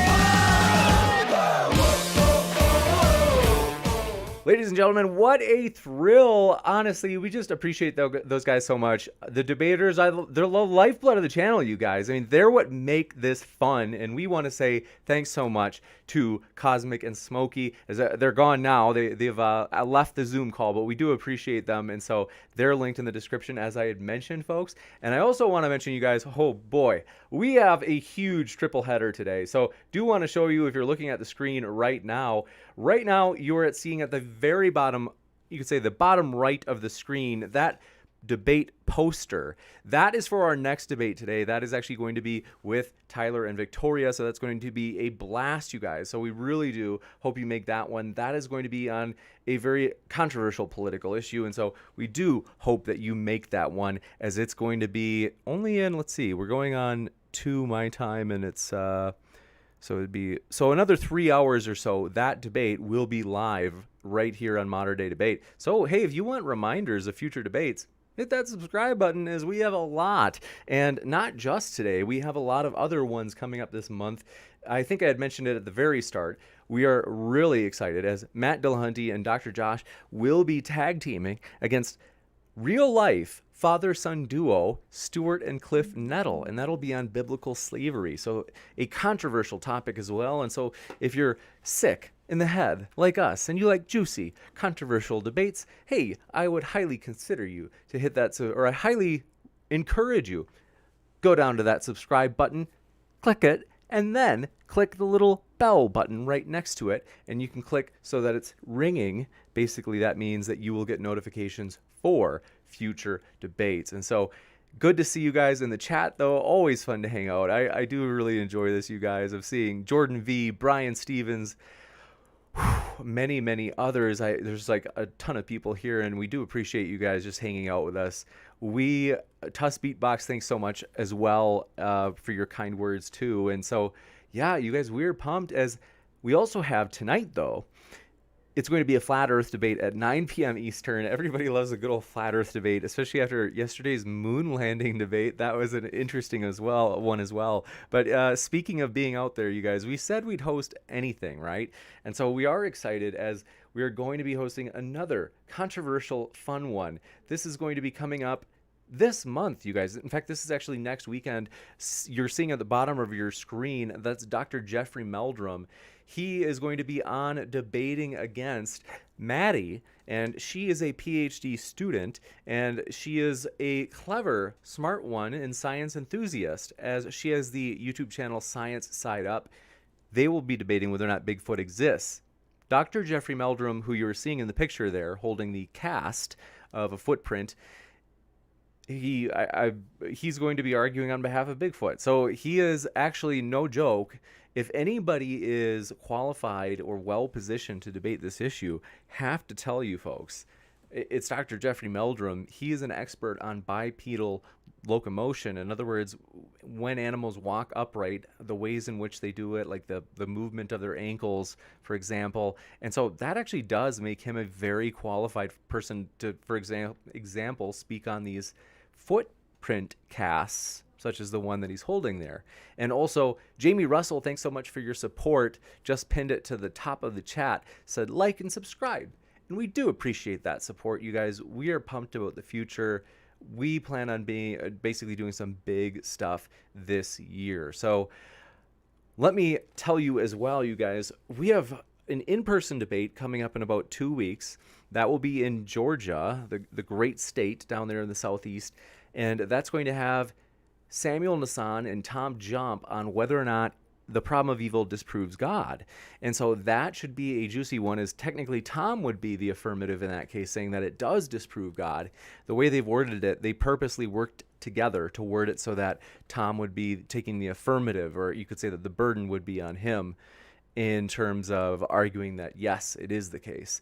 And so that's going to be a fun one, and want to say appreciate your guys' support. When you guys do things like right now, linked at the top of the chat is Patreon. We do have a Patreon for Modern Day Debate. Is that actually helps us when you guys become patrons or whatever other ways you want to support us, is that helps us to do those things like in-person events. Because in that case, we're fortunate for this one. We only have to fly a debater down there. We're not actually renting the venue. That's someone else is covering that, and we appreciate them doing that. And so nonetheless, that's where it makes it easier for us to do those kind of fun things like in-person debates through that support. So we do appreciate that. And I would say for our Patreon, I'll mention too, the first, we're finally getting into the like, okay, we should actually talk about Patreon. We don't really bring it up very often. The first level is like $2 a month. It basically gets you into all of the Kickstarter events that we host, which namely, it gets you into the live showings, because for those Kickstarter events, we're going to do them quarterly. We're currently trying to come up with some options to choose from, as we want you guys to be able to play a role in deciding which event we'll do a Kickstarter or a fundraising, a crowdfund for. And so, but yes, if you're at the first level of our Patreon, that actually automatically makes it such that you get to watch those private events live. Otherwise, you'd normally have to give to the Kickstarter. And so that's one way of getting in for that. And then another thing is, if you go to the next level, you'll see at the bottom right of your screen, see just like this little scroll right here. You see these names like Justin T scrolling from left to right, slowly, there it goes, is if you want your name in there, that's just the next level up. And then you also get the perks for the lower tiers as well. And so, yeah, do check out that Patreon, which is linked in the description and at the top of the chat. But I do want to say this, because some people, when I bring up Patreon, I want to give a quick follow-up, is that you might say, James, I don't know about Patreon. And the only reason is because it's like, yeah, it's cool, but the trick is, I don't want to commit to like a monthly gift. Or maybe you would say, I don't really like Patreon because they kicked off one of my favorite creators, like a content creator or something like that. We understand that, and like totally understandable. We want to let you know we do have a fully functional PayPal link now. So that is in the description box if you'd like to check out that PayPal link. And the cool thing is, in that case, you can just do like a one-time, like, hey, you know, here's a few bucks. We appreciate what you guys do. And also, it's not, you could say like you're not going to have a chunk of it going to some of these filthy rich, like filthy rich YouTube or deep pockets Patreon. So that way it'll actually be going where you want it to. Because I know some people are like, I don't really like that they get to collect their. I think Patreon. I don't know I don't know what the percent is that they take. It's like maybe 8, 9. I'm not sure, but anyway, getting to interact with you in the chat. Amy Newman says, sick in the head and craving debates. I'm glad I'm not the only one. I appreciate that. And so, let's see. Tristan Banks, thanks for being here. We are stoked to have you. And then Louis Guido says, love the great debate topic. Appreciate that, friend. We are pumped about it as well. And by the way, yeah, for the Bigfoot debate, which is coming up next weekend, I think it's next weekend, I got to double check. Erica Gutsick Gibbon will actually be co-moderating. So that should be a really fun one, as YouTube's favorite daughter will be with us. We always enjoy that, and so that should be a lot of fun. And not only that, but Basement Dweller, glad you're here, friend. Scared Jerry of Mary Carey May's Prairie, thanks for hanging out with us. And ABC, thanks for hanging out. It says, see y'all at the next debate, friends. Yeah, I would encourage you guys, check that debate out. The next debate, which is pictured at the bottom right of your screen, and which right now I'm actually going to give you a link in the live chat for the next debate. I'm excited. So basically, Tyler reached out to me and he said, hey, I would you guys be willing to host a debate? And I was like, yeah, I was like, sure. And basically, Tyler and Victoria are, as I mentioned, I'm not exaggerating, folks. I mean, think of like Destiny on Twitch, like 600,000 followers. Victoria and Tyler each have about 600,000 of their own TikTok followers. And so this debate, I just looked right now. If you guys have not looked, this debate that I'm referencing and that I am pinning to the top of the chat at this moment, it already has 101 likes. I am like blown away because it's only been up for a few days. You guys, it is going to be overflowing. It is going to be gigantic. That debate is going to be monstrous. And so we are really excited for that one and do want to let you know it's going to be a big one. So yeah, I'm just looking at it now. I'm like, I could have sworn earlier today. You know what it probably is that I bet, because when I checked earlier today, the debate actually had 22 likes, and I bet either Victoria or Tyler or both gave a shout out on TikTok and mentioned it, because now I've never seen it jump by 80 likes within about 8 hours. That's huge. At least prior to a debate. Like during a debate, we usually get, I don't know, like 100 or today we got like 200 or something. Like we usually get a lot of likes during debates. But to see it jump up like that, I'm like, holy smokes, get ready. It's going to be a massive one, you guys. And we're excited for it. It will be a peaceful one. We are working on being sure that it's a civil one. We know it's a controversial topic. We're not purposely going out of our way to be controversial. We enjoy fun topics like Bigfoot, but when it comes to this more serious topic, we do want it to be respectful, and I promise that it will be. And Dave Langer says, it's good to see all the new blood debaters coming up. It is really cool to see new people. We really are excited about that. And so that really will be fun. Cameron Root asks, did the debate already take place? Nope, it did not. It's in exactly 3 hours from now. So don't miss it, you guys. It's going to be epic. That is linked at the top of the chat. And so let's say Adrian Allen Jr. said, what's the name of the theme song? Our theme song is, I can't remember the name, but it is, I do put it in the bottom of the description, Adrian. So if that's useful, like feel free to look it up. I think it was like $10 we paid to license it. It's always hard to know, like, I don't like those. I'm like new to that whole process of like licensing music so we can play it. But Jay Mixon says, "Hey James, sorry for being so late. Who won? JK." Stoked to have you. I'm glad you're here, Jay. And it was a fun one. That was actually, I think, that was our biggest vegan debate. I think our last one was back in March, and it had maybe 300, and it was Cosmic Skeptic in Sterling, and oh, the other one, I think we had one the other day that was maybe 300, but this one was like 680 people. That was awesome. I'm so glad people enjoyed it so much. That was really encouraging. And so Andrew T says, I want to see James debate something. I wish that I had the same passion about debating topics. I do love moderating. I just love meeting new people and getting to interact with the guests and, just kind of like, hey guys, and, just want to serve them. And that's also something is like, we want to know how can we be of value to the guests, because we're thankful for the guests. They are the lifeblood of the channel. And so we want to do things like, we obviously mentioned their links in the description. By the way, I'm amazed that there's still debate. I know it sounds probably harsh, but I'm amazed, and it's the reason I started Modern Day Debate, is that when I first started, I had to like push to get my name and link put into somebody else's description when I debate on their channel, which I was like, wait, what? I have to like push for that? Is because it's like, well, their debate, like they're the ones like prepping for the debate. Hopefully they prep some. And so it's like, well, shouldn't we do that already, just as a way of like, it's the very least we can do. And so when I hear people, once in a while, people say, I go on a channel and they didn't link me and I debated on their channel, and I'm like, what the heck? I think that's just like they're acting like kids by not linking their guests. I think that's a polite thing to do, given that your guests are your guests. And so anyway, that's why one of the reasons I'm passionate about Modern Day Debate. But yes, Andrew T, I would be in the future, depending on the topic, I may be up for it.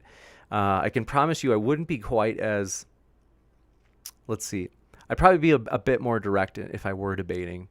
And thanks for your feedback. Dave Langer says, World Goes Wild by Above Envy is the theme name of the song. There you go, Adrian. Appreciate that, Dave Langer, for mentioning that. And then Honest Abe said, James, will you ever change your opening and ending music? I can't stand it. Thanks for your feedback. I'm okay with that. I mean, I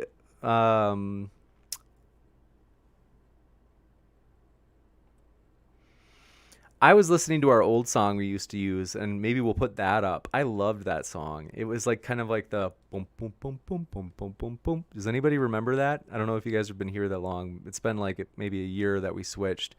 And Paradigm Shift Music says, you all did an excellent job. I love the ingenuousness here. Thank you so much for your kind words, and we're so glad that it comes off that way to you. And we really do want to treat people well, and we hope it's congenial, so that means a lot.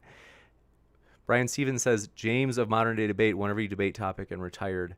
That's funny. I used to, if you guys not seen any of my debates though, because I did both internet, like streaming debates, which were, for example, like Biblical History Skeptic and Tom Jump and others.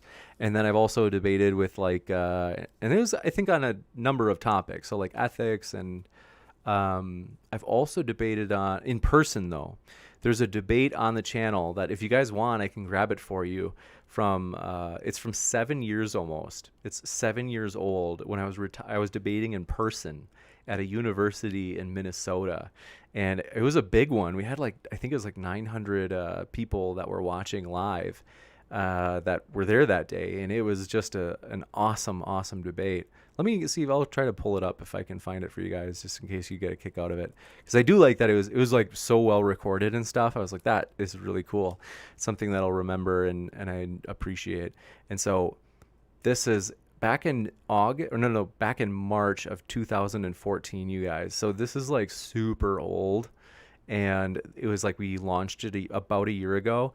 And it was like new to YouTube. And so let me see what it says.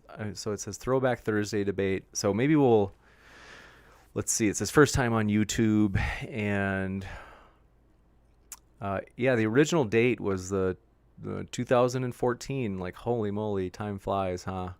But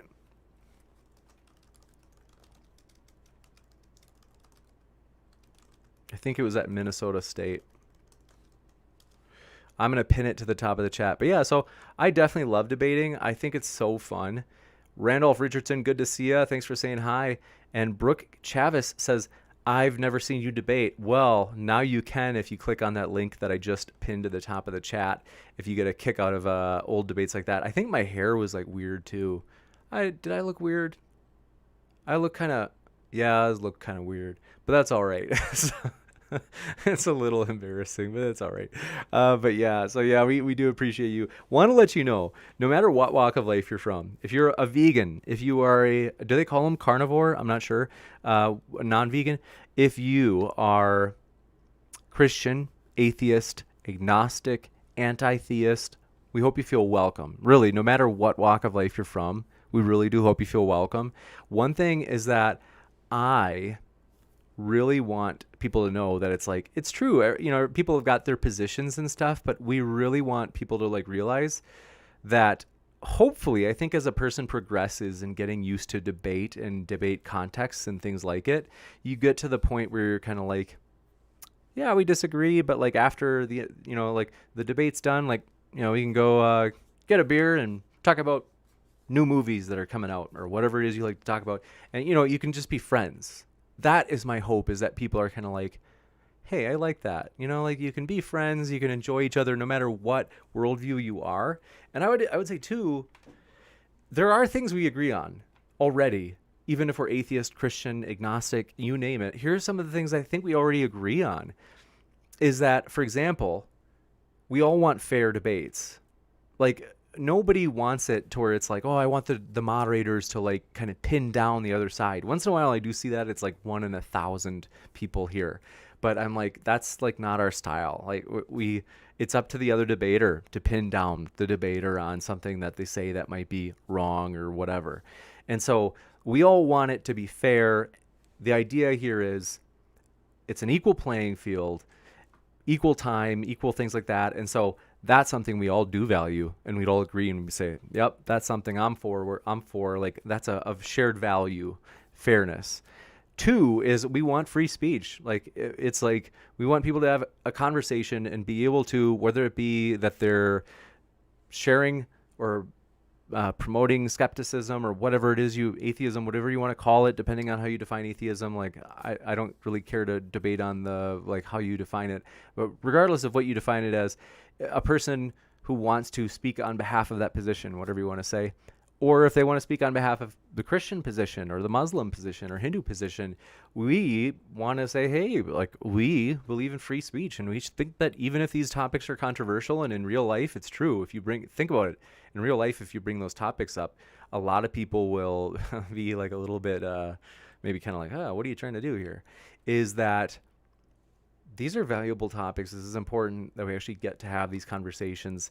And so we think that we all have that shared value of free speech here as well. And so it's funny that, yeah, it's like, but yes, 3 hours is the next debate. It's going to be gigantic, you guys. I'm stoked. I'm like peeking over there right now. And so let me just pull this little link up for you guys. And then I've got to go because it's like, you guys, 6 hours of debate today. And don't get me wrong, I love doing it. That's why I'm here. I'm not complaining.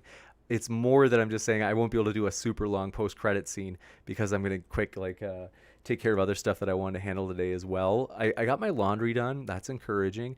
And so, but yeah, I'm reading the chat. So let's see. Thank you. Stripper Liquor says, let's get a beer and talk about why you're brain dead, friend. Wow, juicy, controversial. Andrew T says, I don't think that's what they meant by wanting to see you, quote, pin down the debater. Nasty guy, Andrew T. Always talking about pinning down Nephilim Free and other people. But Randolph Richardson says, yes to fair debates. He agrees. I appreciate that, Randolph. And thanks for always coming on, Randolph. We appreciate you coming on the channel. And Amy as well. Thank you. Amy says, I'll have a beer with anyone who debates me. Appreciate that. Yeah, that's the thing, is it's like, why hold bitterness? You know what I mean? If you disagree with somebody, and even if you debate, it's like you might as well just be like, well, water under the bridge. I'm not going to let it bother me. I'm not going to like cold shoulder them or, you know, like act weird toward them. And Andrew Handelsman says, omnivore. Humans are omnivores. Oh, okay. That makes sense. Thanks for that. That's right. Most people don't just eat meat. That's a good point. is Scooter Boy says, MAD, I remember it, and you seemed a little nervous. Yeah, I was. That was a big one. I remember that debate that I linked earlier is like, I think it was like 800 or 900 people. That was a gigantic one. And so, Honest Abe says, getting already heated up for the next debate, but I don't know the debaters. Could you tell me who holds which position? So Victoria leans more to the choice position, and then Tyler to the life position. And I'm like not saying too many words because I'm hoping that YouTube doesn't pick up too many words that I'm not supposed to say, like keywords that might we're finally starting to get on YouTube's good graces, and we won't for the next debate. I guarantee the next one will be demonetized like that. But well, what are you going to do? Lily Aja says, would you please give mod powers to MS Twitch and Twitch chat? Oh, I will. Yeah. Sorry that I forgot about you guys over here in the Twitch chat. Let me catch up. Ms. Metal, I'm surprised that I hadn't already given you the mod wrench over here. And then thank you. Let's see. So I'm adding friend, and then I want to add moderator. I can block a report. I don't want to do those. Oh, here it is, mod. There we go. You are a mod. Thank you, Ms. Metal, for your help yesterday in rating that other stream. And so, but yeah, I'm pumped, you guys, is that we do have these things that we are agreed on, that we share in common in terms of values. And then, so yeah, thank you, Honest Dave says, thank you. Better hold back the keywords. I know what you mean. And let's see. Yeah, it's going to be a really fun one. So we really do appreciate it. And Paradigm Shift Music says, that's very interesting. I actually like it. It makes things more unbiased and fresher, albeit with room for that freedom to cause more potential friction. It's true, it causes more friction. It's not per se what we're going for. I think it's sometimes seemingly inevitable, but I think there's a degree of where it's like acceptance with friction is a good thing too, and where we kind of become more stoic about it and kind of say, well, it's there, but it doesn't have to bother me. But I agree with you. Yeah, it's not an easy thing nonetheless to deal with, because sometimes it is kind of like, it sometimes lingers in your mind. Tuss Beatbox says, have you considered opening up Discord for to talk outside of debates, maybe a channel to talk about video games, one for art, creativity, where you can share projects you have? That's nice of you, Tuss. I'm open to that. I'm still new to using Discord, so maybe once I have like more free time, and because it's like cognitively it's like tough. Sorry, Tuss, for mocking your grammar. But I'm like totally open to it. Jay Mixon says, James, would you agree T-Jump and Stated clearly had an incredible debate? It was very informative to me. Yeah, I loved it. I was stoked about that. I thought it was a really good, respectful, and deep debate. Kind of a conceptual analysis to some extent, namely like just a way of saying in philosophy when you're like, well, how do we define this? Like, does it fit that? Like, does this fit that? And that was, I really did enjoy that. So it's kind of a cross of science and philosophy. And yeah, I'm pumped though, you guys. I'm trying to think of anything else. If you, like, let's say you're like, James, I want to mention this because I'm excited about these things. One is that if you have Twitch, you can now follow us, and also you can subscribe to us at Twitch. So do want to remind you of that. If you didn't know that Twitch account, we are streaming live whenever we're on Modern Day Debate. We're also streaming live on Twitch. So check us out if you have not already. And I'd also encourage you guys, if you didn't know, you get a free subscription to any Twitch affiliate or partner, a Twitch streamer, that you want to use it on each month from Amazon Prime. And you don't have to use it, in which case it just kind of goes to waste each month. But you might as well use it because it helps the channel. So it's a way that you don't have to give anything really. You just take the time to basically use your Amazon Prime Twitch subscription on, if you do it for Modern Day Debate, that does give us, I think it's like $2.50. So it does help, and that can add up. Like, let's say we have 100 people who do it per month. Brian Stevens pointed out one time to me, he said, hey, it's like $250 extra a month. Like that can cover an honorarium for a speaker. And so we do want to get new big speakers on. And so, yeah, that is another thing in addition to travel that we do use some of the funds for. And then we also do want to do a better ad. We've had an ad out, and I think it was okay, I think it did help people learn about modern day debate. And it's only like a penny per view, so it's like a pretty like good way of getting the word out about modern day debate. As like, I'm in this for the long run, you guys. I'm not like, oh yeah, maybe another year I'll do modern day debate. I'm like, no, I want to do this the rest of my life. I love it. It might be a hobby for the rest of my life as it is now, but nonetheless, whether it be a hobby or something I eventually do full time, I definitely want to do it the rest of my life. So we do want to get the word out about modern day debate. And then I also want to mention, though, another way that you can help modern day debate is now on screen on the far right side. Is that Be the Change says, I just tried to call you. Thank you. I am live, but don't worry, I'm not angry. I don't know if you guys know, in the description for this video, we actually have our Amazon affiliate link. What that means is that you can actually use that Amazon portal link. So in other words, if you use the link in our description under ways in which you can support the channel, there's an Amazon link. If you click that link, then what you can do is make your normal purchases you were going to make anyway on Amazon for the same price, and 3% of it will go to Modern Day Debate. So that helps us as well. And so we do appreciate when people use those Amazon affiliate links. You can see when you first click on the link, you can either click on the search box at the top of the Amazon page for Amazon stuff, or you can also, it shows the stuff that we use for how, when we produce Modern Day Debate. Nothing fancy. Like, I would say it's like a pretty standard stuff. Like a Blue Yeti mic is pretty popular, probably the best USB mic you can get. And so it shows like what stuff we use there as well. And so, yes, Paradigm Shift Music says, I'll definitely spread the word where I can, and I really appreciate your commitment and dedication. Thank you. We really do appreciate that, Paradigm Shift Music. Seriously. And also, though, yeah, we are on Teespring. So you'll see at the top right of your page, you see the sweet Modern Day Debate t-shirt. Really fun. And you can get those on Teespring, which is linked in the description as well. Or you can just type in what you see on the screen there, which is teespring.com/stores/modern day debate with hyphens. And like, there's a lot of ways you could support, which we appreciate all of them. Trying to think of, is there any other way? I think that's like pretty much all of them. But we do appreciate everything, guys.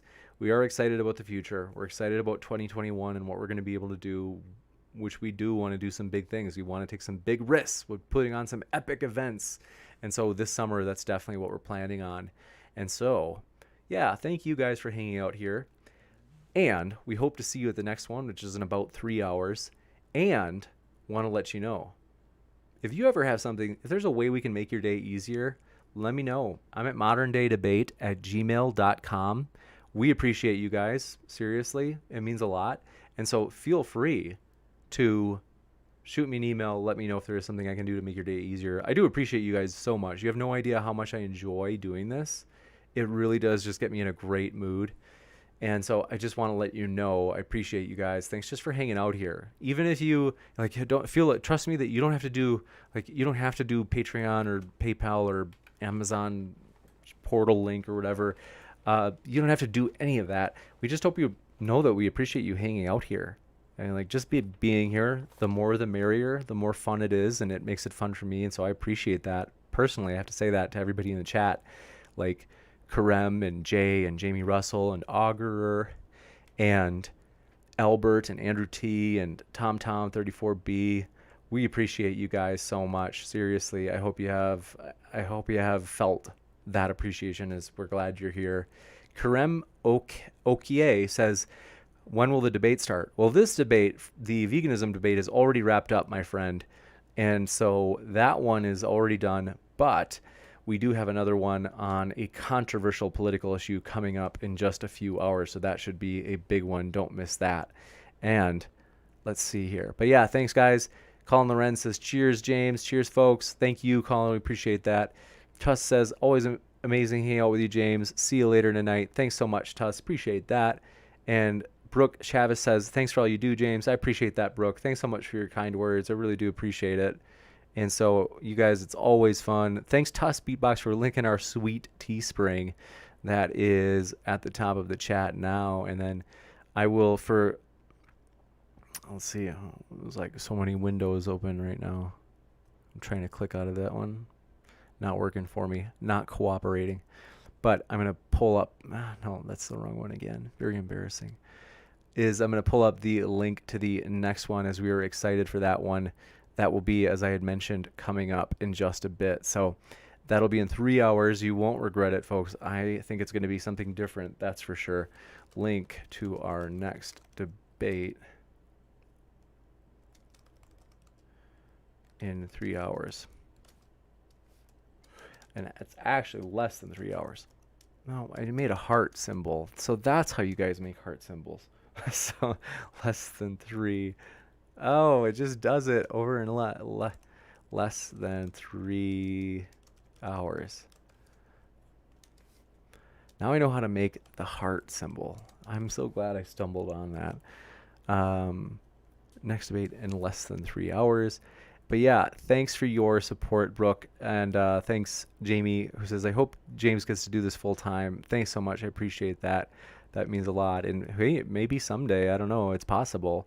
I think a big thing is a big leap for us in terms of growing and doing awesome new things is those Kickstarters. I'm excited to perfect and improve on our Kickstarter experience to make it better for you guys. That's our hope. And so we are pumped about that. And so thanks for that link in the description. Amy just put it in there, and I'm also going to link it as well. As I mentioned, that's in less than 3 hours. So hopefully we'll see you over there. That's 9 p.m. Eastern. And let me just double check my thinking on that. No, that's 7 p.m. Eastern. 7 p.m. Eastern. So a lot of you guys will still be up. If you're from Europe, so sorry, unless you're a late night owl or you're staying up with us like Tuss Beatbox. We appreciate it. Paradigm Shift Music says, if you're on a Windows computer with Windows 10, you can access emojis with Windows key plus. Let me try that.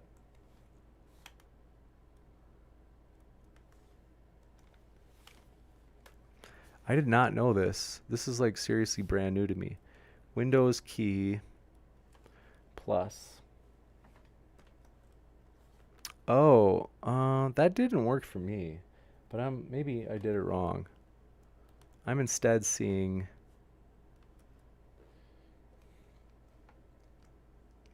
it just like zoomed in really close. I don't know. Oh, I see where it is. Okay, thank you for teaching me that. That's embarrassing. It's not really as right. But yeah, thank you guys. I always hate saying goodbye because I just love being here. It's so fun. Stripper Liquor says, modern day debater. I like that. And then Randolph says, you've got a wonderful debating program going here. Keep up the great work. Thanks, Randolph, for being so positive. We appreciate that. Thanks so much. And so, yes, we are stoked. Thank you, guys. And I will see you in just a few hours. Hopefully, I think it's going to be a great one. So keep sifting out the reasonable from the unreasonable, and see you soon.